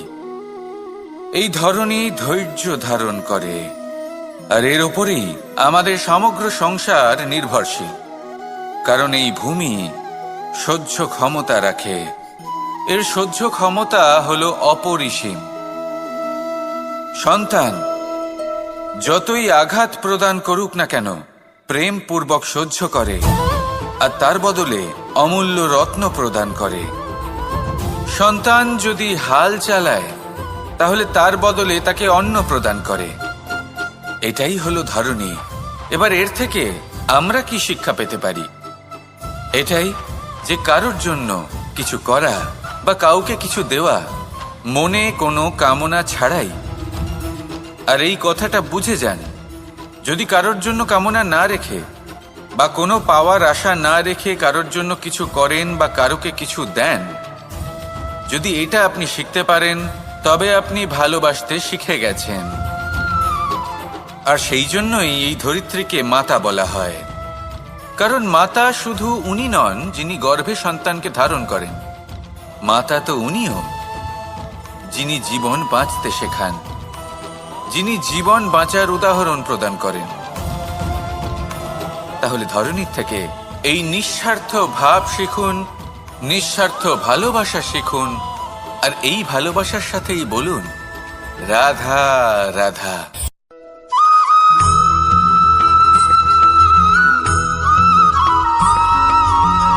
এই সংসারে কোনো বস্তু হোক বা ব্যক্তি হোক, তার একার গুরুত্ব কিন্তু খুব বেশি নয়। একটা উদাহরণ হিসেবে বৃষ্টির ফোঁটাকে ভেবে দেখুন। যদি একটি বৃষ্টির ফোঁটা হয় তাহলে তার খুব বেশি গুরুত্ব থাকে না, কিন্তু যখন সহস্র বৃষ্টির ফোঁটা মেঘের মধ্যে দিয়ে ঝরে পড়ে তখন সেটা বর্ষার রূপ ধারণ করে। সেই বর্ষা যা এই প্রকৃতিকে শান্ত করে। সেইভাবেই পাথরের ছোট টুকরো তার খুব বেশি গুরুত্ব থাকে না, কিন্তু যখন অসংখ্য পাথরের টুকরো একত্রিত হয় তখন তা পর্বতের আকার ধারণ করে। সেইভাবেই কিছু মানুষ যখন একত্রিত হন তখন তৈরি হয় পরিবার, কিছু পরিবার যখন একত্রিত হয় তখন তৈরি হয় সমাজ, যখন অনেক সংখ্যক সমাজ একত্রিত হয় তখন তৈরি হয় রাজ্য। এবার এই রাজ্যের সবথেকে গুরুত্বপূর্ণ ব্যক্তি হতে পারেন রাজা, কিন্তু তাও সেই রাজা একা কিছু করতে পারেন না। যুদ্ধ লড়ার সময় তারও নিজের সৈন্যদলকে প্রয়োজন পড়ে। কিন্তু এই সংসারে এমন একজন ব্যক্তি আছেন যিনি একাই সব কাজ করতে থাকেন, এবং সেই ব্যক্তি হলেন মা। আমাদের জীবনে একজন পিতার ভূমিকা কিন্তু নিঃসন্দেহে অমূল্য, কিন্তু আমাদের সকলের জীবনে যে ভূমিকা একজন মায়ের তা অন্য কারোর থাকে না। একজন মা একাই সন্তানকে বড় করতে পারেন, সংস্কারী করে তুলতে পারেন, তার জন্য পরিশ্রম করেন। আর এত কিছু কাজ করার পরেও তার কাজের জন্য তিনি প্রশংসা অবশ্য পান না। উল্টে যদি সেই সন্তান অনুচিত পথে চালিত হয়, অনুচিত কর্ম করে, তখন সেই মাকেই অপবাদের পাত্র হয়ে উঠতে হয়। আমাদের জীবনে মায়ের যোগদান কতটা সেটা বুঝুন। আপনাকে বড় করে তোলার জন্য উনি কতটা পরিশ্রম করেছেন সেটা বুঝুন। আজ থেকে, এখন থেকে, এই মুহূর্ত থেকে মাকে সম্মান করতে শিখুন। যখন সময় পাবেন, যখন সুযোগ হবে, তখন তার প্রশংসা করুন, ওনারও ভালো লাগবে। আর মায়ের এই মমতার জন্য, তার এই ভূমিকার জন্য আসুন সবাই মিলে আমরা তাকে প্রণাম করি, আর সকলে মিলে ভালোবেসে বলি রাধা রাধা।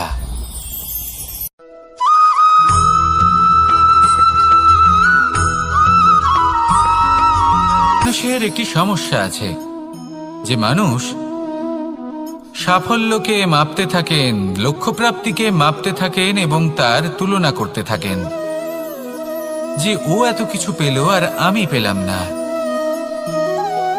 ওর কাছে এত কিছু আছে কিন্তু আমার কাছে নেই। এই তুলনা করার জন্য ওনারা দুঃখী হয়ে পড়েন, নিরাশ হয়ে পড়েন। তাই আমি একটা প্রশ্ন করছি যে এটা কি উচিত? এই সংসারে আপনি কি নিয়ে তুলনা করবেন, যেখানে সূর্যদেব চন্দ্রমা দুজনেই আছেন, দুজনেই হলেন বিশেষ, দুজনেই নিজ নিজ সময়ে উদিত হন। এদের মধ্যে একজন না থাকলে তাহলে আমাদের জীবন কঠিন হয়ে পড়বে। ঠিক সেইভাবেই আপনি যদি একটা বড় রেখা অঙ্কন করেন তাহলে অন্য রেখাটি ছোট হয়ে পড়ে না, সে তেমনই থাকে যেমনটা সে ছিল। আপনার অস্তিত্ব কখনো ছোট বা বড় হতে পারে না। শুধু তুলনা করার জন্য আপনার এটা মনে হতে পারে। যদি আপনি যুদ্ধ করতে চান আপনার তলোয়ারের প্রয়োজন পড়বে। যদি বস্ত্র তৈরি করতে চান এত বড় তলোয়ার দিয়ে কিছুই হবে না। তখন প্রয়োজন পড়বে একটা ছোট্ট সূচের। তাই তুলনা করবেন না, না নিজেকে ছোট মনে করবেন, না অন্য কাউকে। সবার সাথে সহযোগিতা করুন, আর যদি তুলনা করতেই হয় নিজের সাথে করুন, যে কাল আমি কেমন ব্যক্তি ছিলাম, আজ কি তার থেকে শ্রেষ্ঠ হয়ে উঠতে পেরেছি। ভেবে দেখুন ভবিষ্যতে গিয়ে আপনি কতটা শ্রেষ্ঠ ব্যক্তি হতে পারেন। আসুন আমার সাথে ভালোবেসে বলুন, রাধা রাধা।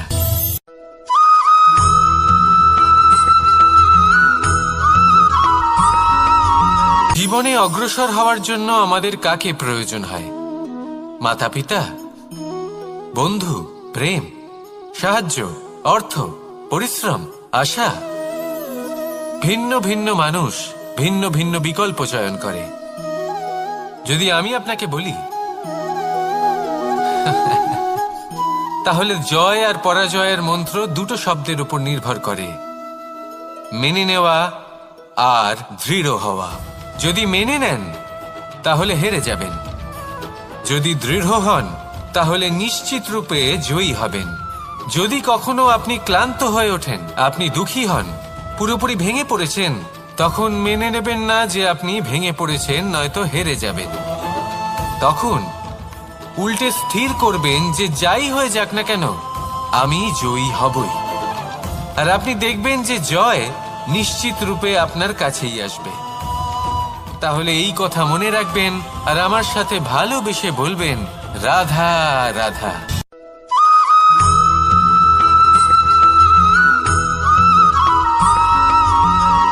মানুষ ভাবেন যে ধন অর্জন করা হলো অত্যন্ত গুরুত্বপূর্ণ।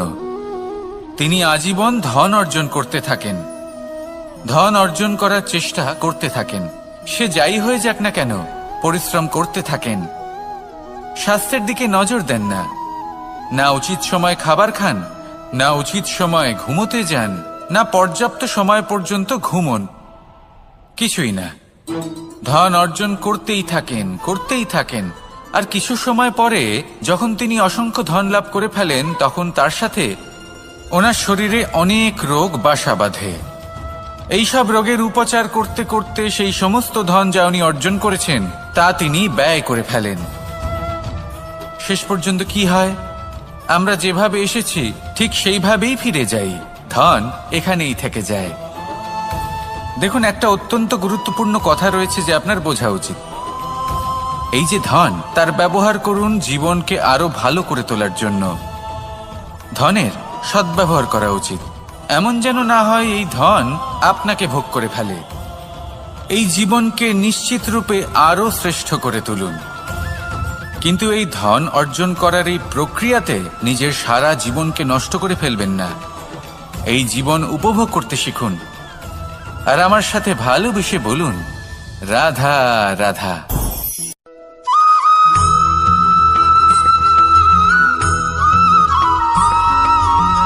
পঞ্চতত্ত্বের মধ্যে দ্বিতীয় তত্ত্ব হল ধরণী, ভূমি, যাকে আমরা ধরণী মাতা বলি। এই ধরণী ধৈর্য ধারণ করে, আর এর ওপরেই আমাদের সমগ্র সংসার নির্ভরশীল। কারণ এই ভূমি সহ্য ক্ষমতা রাখে, এর সহ্য ক্ষমতা হল অপরিসীম।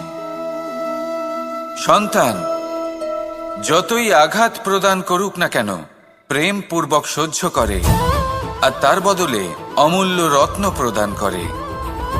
সন্তান যদি হাল চালায় তাহলে তার বদলে তাকে অন্ন প্রদান করে। এটাই হলো ধরণী। এবার এর থেকে আমরা কি শিক্ষা পেতে পারি? এটাই যে কারোর জন্য কিছু করা বা কাউকে কিছু দেওয়া মনে কোনো কামনা ছাড়াই। আর এই কথাটা বুঝে যান, যদি কারোর জন্য কামনা না রেখে বা কোনো পাওয়ার আশা না রেখে কারোর জন্য কিছু করেন বা কারোকে কিছু দেন, যদি এটা আপনি শিখতে পারেন তবে আপনি ভালোবাসতে শিখে গেছেন। আর সেই জন্যই এই ধরিত্রীকে মাতা বলা হয়। কারণ মাতা শুধু উনি নন যিনি গর্ভে সন্তানকে ধারণ করেন, মাতা তো উনিও যিনি জীবন বাঁচতে শেখান, যিনি জীবন বাঁচার উদাহরণ প্রদান করেন। তাহলে ধরণীর থেকে এই নিঃস্বার্থ ভাব শিখুন, নিঃস্বার্থ ভালোবাসা শিখুন, আর এই ভালোবাসার সাথেই বলুন রাধা রাধা।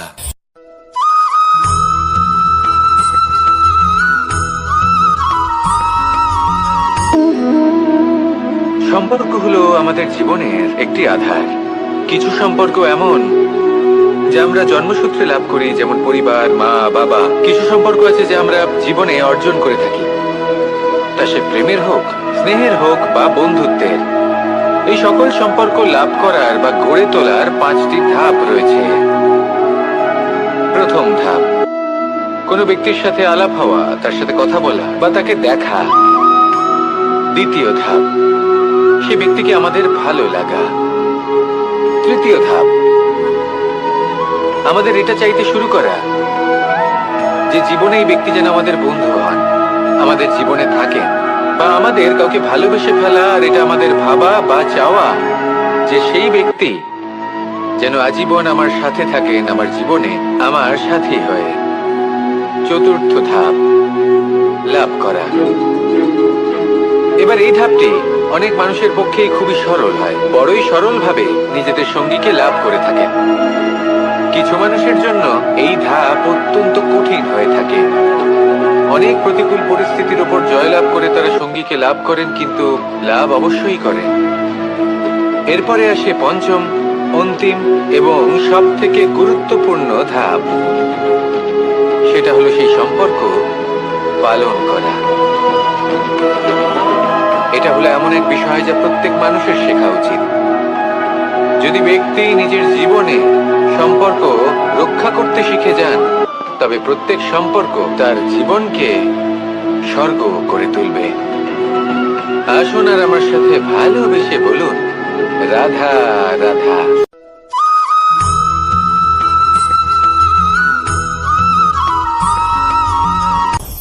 আপনি কখনো পর্বতের শিখরে উঠেছেন? আপনি দেখতে পাবেন পর্বতের পদতলে প্রচুর সুন্দর ফুল রয়েছে, সবুজ বনানী রয়েছে। যত আপনি ওপরে উঠতে থাকবেন তত ফুল কমতে থাকবে, সবুজ বনানী কমতে থাকবে। আরো কিছুটা ওপরে উঠলে কাঁটা জাতীয় গাছ দেখতে পাবেন, শুকনো গাছ দেখতে পাবেন। আরো যদি ওপরে ওঠেন তাহলে পাষাণ দেখতে পাবেন। আরো ওপরে উঠলে হিমখণ্ড দেখতে পাবেন। এই যে পর্বত, তা মনুষ্য জীবনের সবথেকে উত্তম উদাহরণ।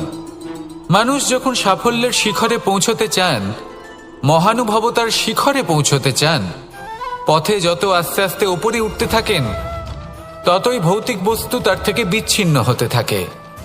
যদি তিনি সেই ভৌতিক বস্তুগুলি ত্যাগ না করতে পারেন, তাহলে কখনোই সেই স্থানে পৌঁছতে পারবেন না। আর মানুষ যদি উচিত ত্যাগ করতে পারেন, পথে অগ্রসর হতে থাকেন, এগোতে থাকেন, তাহলে একদিন না একদিন তিনি মহানুভবতার, জ্ঞানের, সাফল্যের হিমের স্বাদ অবশ্যই লাভ করবেন। মনে রাখবেন, মানব জীবনে ত্যাগ হলো অত্যন্ত গুরুত্বপূর্ণ অংশ। আসুন আমার সাথে ভালোবেসে বলুন রাধা রাধা।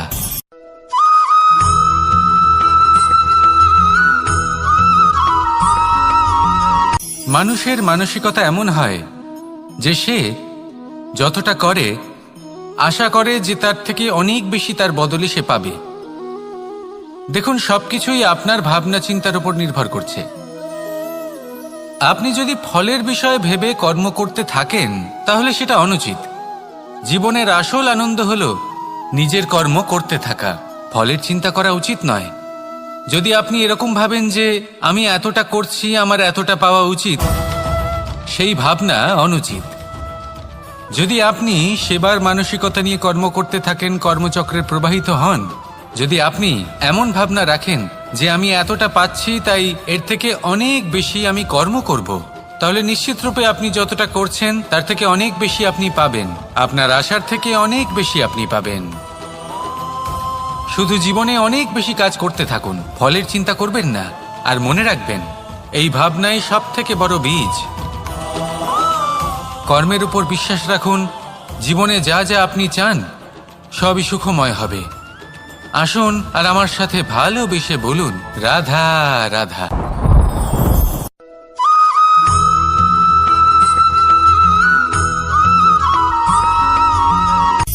সূচের শেষে একটি ছিদ্র থাকে, যার দ্বারা আমরা এই সুতো পরাতে পারি। আর তারপর সূচের সাহায্যে এই সুতো দিয়ে বস্ত্র সেলাই করা যায়, কিন্তু যদি সুতোটা সোজা করে ধরা না হয় তাহলে সূচে কখনো এই সুতো পরানোই সম্ভব নয়।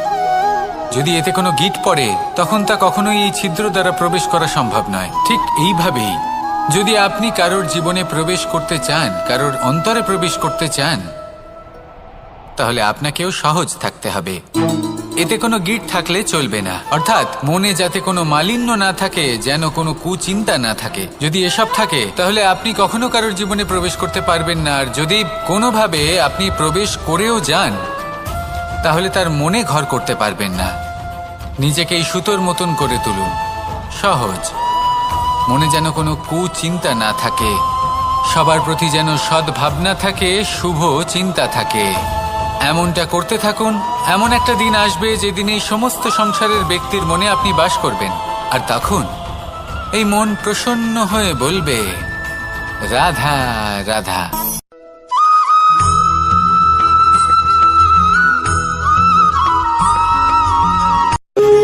যখন মানুষের মৃত্যু হয় তখন কি হয়?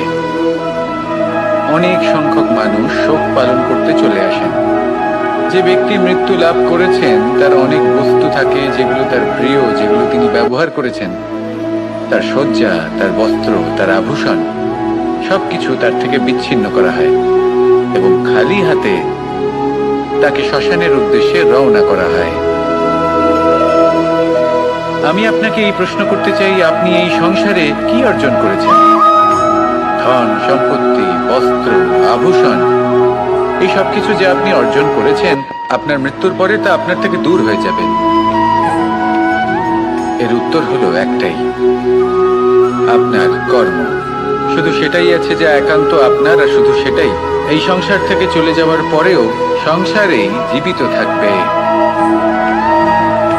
যদি আপনি দুষ্কর্ম করেন তাহলে এই সংসার আপনাকে একটি অনুচিত উদাহরণ হিসেবে মনে রাখবে যে এই ব্যক্তি খুব পাপী ছিল, অনুচিত কর্ম করতেন।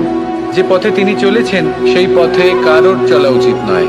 সেখানেই যদি আপনি সৎকর্ম করেন তাহলে সংসার চিরকাল এটাই বলবে যে খুব ভালো মানুষ ছিলেন, সবাইকে ভালোবাসতেন, সবাইকে সাহায্য করতেন, আমার খুব প্রিয় মানুষ ছিলেন। এটাই হলো শ্রেষ্ঠ কর্ম। সেই জন্য জীবনে শুধুমাত্র ধন সম্পত্তি, আভূষণ এই সব অর্জন করতে গিয়ে নিজের মনোনিবেশ করবেন না। শ্রেষ্ঠ কর্ম করুন। সংসার থেকে চলে যাওয়ার পরেও এই কর্মই এই সংসারে আপনাকে জীবিত রাখবে।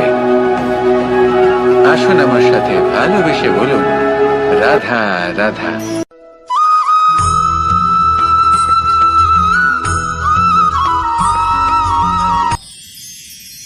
মানুষ তার জীবনে দুই ধরনের পরিস্থিতিকে খুব ভয় পায়।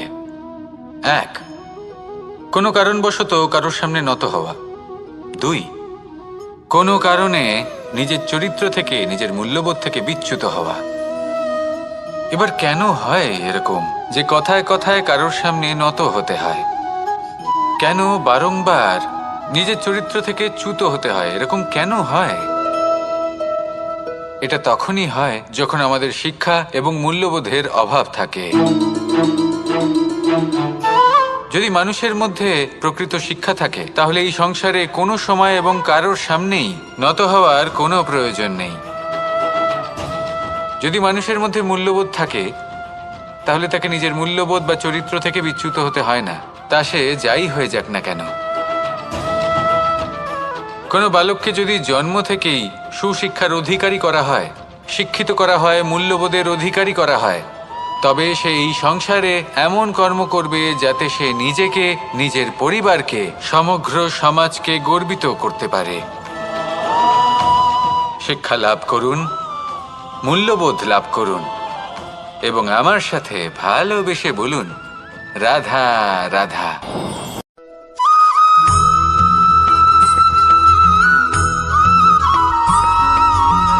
কথায় আছে যে এমন কোনো অক্ষর নেই যার দ্বারা কোনো মন্ত্র হয় না।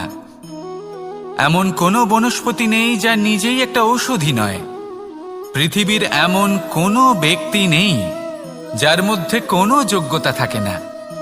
শুধু প্রয়োজন হলো যে ব্যক্তিকে আমরা খুঁজে চলেছি তাকে সঠিকভাবে চিনে নেওয়া। যদি তার যোগ্যতা, তার বিশেষত্ব আমরা বুঝতেই না পারি, তাহলে আর লাভ কি রইল? এই সংসারে এমন অনেক ব্যক্তি রয়েছেন যারা ছোট ছোট অসফলতার কারণে আপনাকে এটা বলে দেবে যে আপনি কোনো কাজের নন, আপনি হলেন মূর্খ, আপনি কিছুই করতে পারবেন না। এইসব কথায় কখনোই বিশ্বাস করবেন না, কারণ আপনি এবং প্রত্যেকটি জীব এই পরমাত্মা এবং এই প্রকৃতির সৃষ্টি, যা অত্যন্ত বিশেষ। যদি আপনাকে উদাহরণ দিই তাহলে একদিকে আছে তরোয়াল, একটা বড় লম্বা তরোয়াল যার দ্বারা যুদ্ধ করা যায়, জয়লাভ করা যায়। আর অন্যদিকে রয়েছে একটা ছোট্ট সূচ, কিন্তু যে কাজ একটা ছোট্ট সূচ করতে পারে তা একটা তরোয়াল দ্বারা সম্ভব নয়। এর অর্থ হলো এটাই যে প্রত্যেকটা রচনা অত্যন্ত অমূল্য এবং অত্যন্ত বিশেষ হয়। তাহলে বিশ্বাস রাখুন যে আপনি অত্যন্ত বিশেষ একজন, আর প্রেমের সাথে বলুন রাধা রাধা।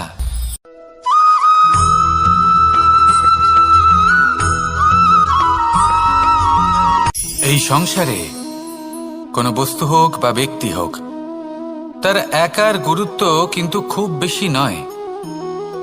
একটা উদাহরণ হিসেবে বৃষ্টির ফোঁটাকে ভেবে দেখুন। যদি একটি বৃষ্টির ফোঁটা হয় তাহলে তার খুব বেশি গুরুত্ব থাকে না, কিন্তু যখন সহস্র বৃষ্টির ফোঁটা মেঘের মধ্যে দিয়ে ঝরে পড়ে তখন সেটা বর্ষার রূপ ধারণ করে। সেই বর্ষা যা এই প্রকৃতিকে শান্ত করে। সেইভাবেই পাথরের ছোট টুকরো, তার খুব বেশি গুরুত্ব থাকে না, কিন্তু যখন অসংখ্য পাথরের টুকরো একত্রিত হয় তখন তা পর্বতের আকার ধারণ করে।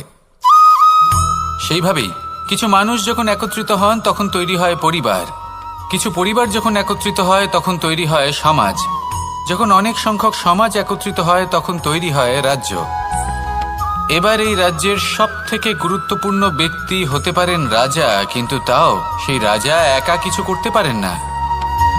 যুদ্ধ লড়ার সময় তারও নিজের সৈন্যদলকে প্রয়োজন পড়ে। কিন্তু এই সংসারে এমন একজন ব্যক্তি আছেন যিনি একাই সব কাজ করতে থাকেন, এবং সেই ব্যক্তি হলেন মা।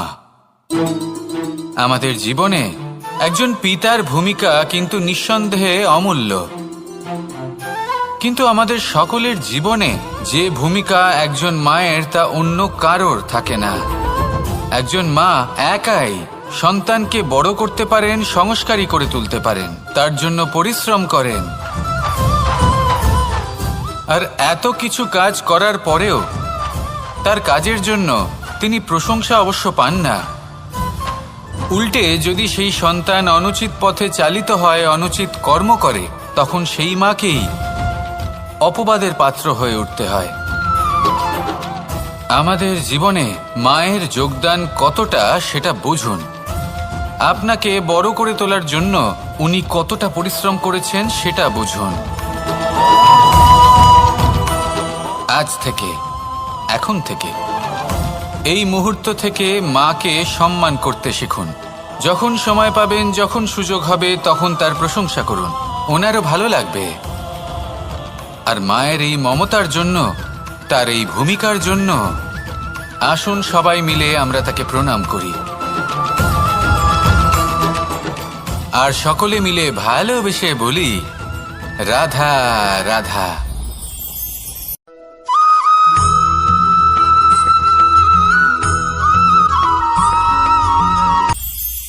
এটা হলো ধান গাছ। এর থেকে যে চাল উৎপন্ন হয় তা মানুষ গ্রহণ করেন। আর এটা কি? এ হলো জংলি ঘাস। একবার ভেবে দেখুন, যদি এই জংলি ঘাস ধান গাছের আশেপাশে থাকে তাহলে কি হবে? ধান উৎপন্ন হতে পারবে? তা উৎকৃষ্ট হতে পারবে? আমরা কি তা গ্রহণ করতে পারবো? কখনোই নয়। এই জংলি ঘাস ধানকে নষ্ট করে দেবে, কিন্তু নিজে জীবিত থাকবে।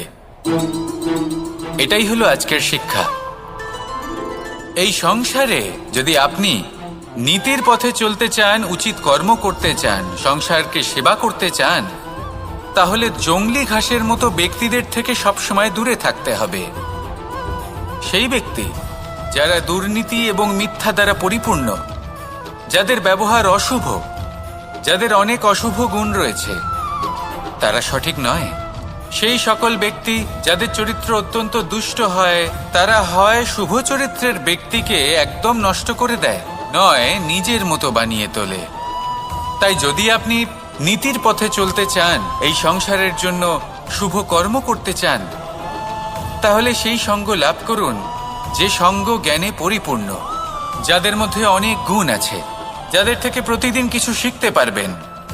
এমন ব্যক্তির সাথে জীবন অতিবাহিত করুন।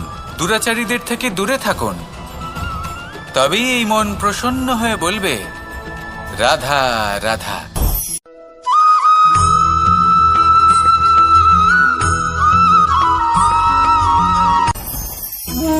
ভোজন।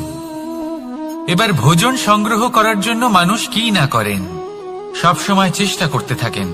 ফসল উৎপাদনের জন্য অনেক পরিশ্রম করতে থাকেন, কিন্তু অনেক সময় অনেক পরিশ্রম করার পরেও ফসল ভালো উৎপাদন হয় না।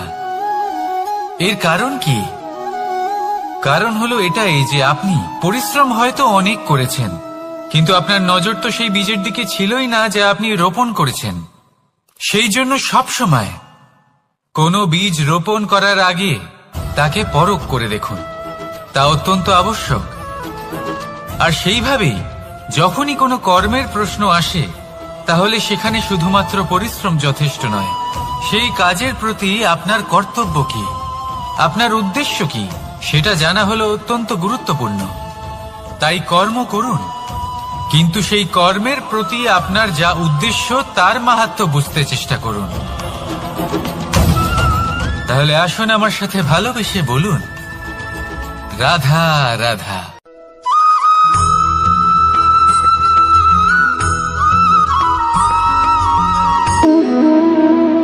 সম্পর্ক হলো আমাদের জীবনের একটি আধার। কিছু সম্পর্ক এমন যা আমরা জন্মসূত্রে লাভ করি, যেমন পরিবার, মা, বাবা। কিছু সম্পর্ক আছে যা আমরা জীবনে অর্জন করে থাকি, তা সে প্রেমের হোক, স্নেহের হোক বা বন্ধুত্বের। এই সকল সম্পর্ক লাভ করার বা গড়ে তোলার 5টি ধাপ রয়েছে। প্রথম ধাপ, কোনো ব্যক্তির সাথে আলাপ হওয়া, তার সাথে কথা বলা বা তাকে দেখা। দ্বিতীয় ধাপ, সে ব্যক্তিকে আমাদের ভালো লাগা। তৃতীয় ধাপ,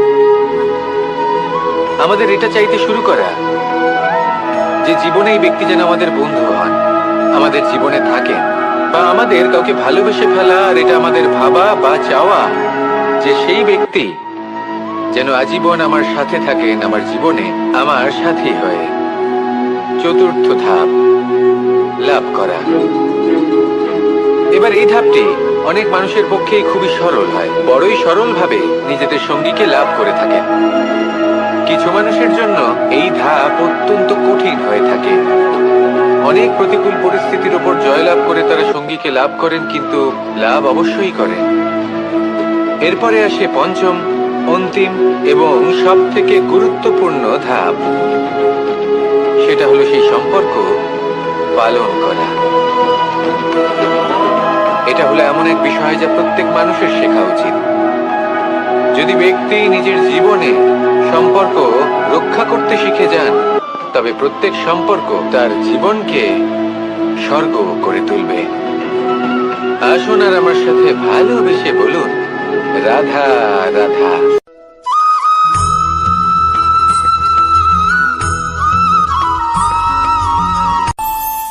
আমাদের মনে যখন কোনো প্রশ্ন ওঠে, কোনো দ্বন্দ্ব জাগে, তখন আমরা যাই আমাদের গুরুর কাছে, আমাদের আরাধ্যের কাছে গিয়ে জিজ্ঞেস করি। এইভাবেই একদিন আমি পৌঁছলাম আমার আরাধ্যের কাছে, আমার মহাদেবের কাছে, আর ওনাকে প্রশ্ন করলাম যে মহাদেব, জীবনে আনন্দ পাওয়ার, উৎসব পালনের, প্রেম ভাগ করে নেবার, জীবনকে উপভোগ করে নেওয়ার সর্বশ্রেষ্ঠ সময় কোনটা?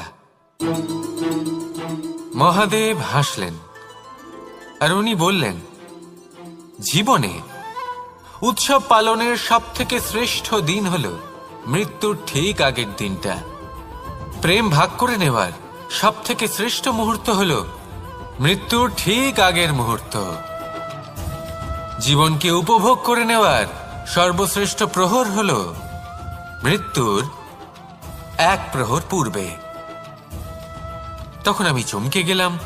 আমি বললাম, কিন্তু মহাদেব, মৃত্যু তো অনিশ্চিত, আমরা জানিও না কবে আমাদের মৃত্যু হবে। মহাদেব আবার হাসলেন। উনি বললেন যে যদি আমরা এভাবে জীবন কাটাই যে আমরা জীবনের প্রত্যেক দিন, প্রত্যেক মুহূর্ত, প্রত্যেক প্রহর শেষ বলে মনে করি, তাহলে আমাদের সমস্ত জীবন আনন্দের সাথেই অতিবাহিত হবে। কি বলেন?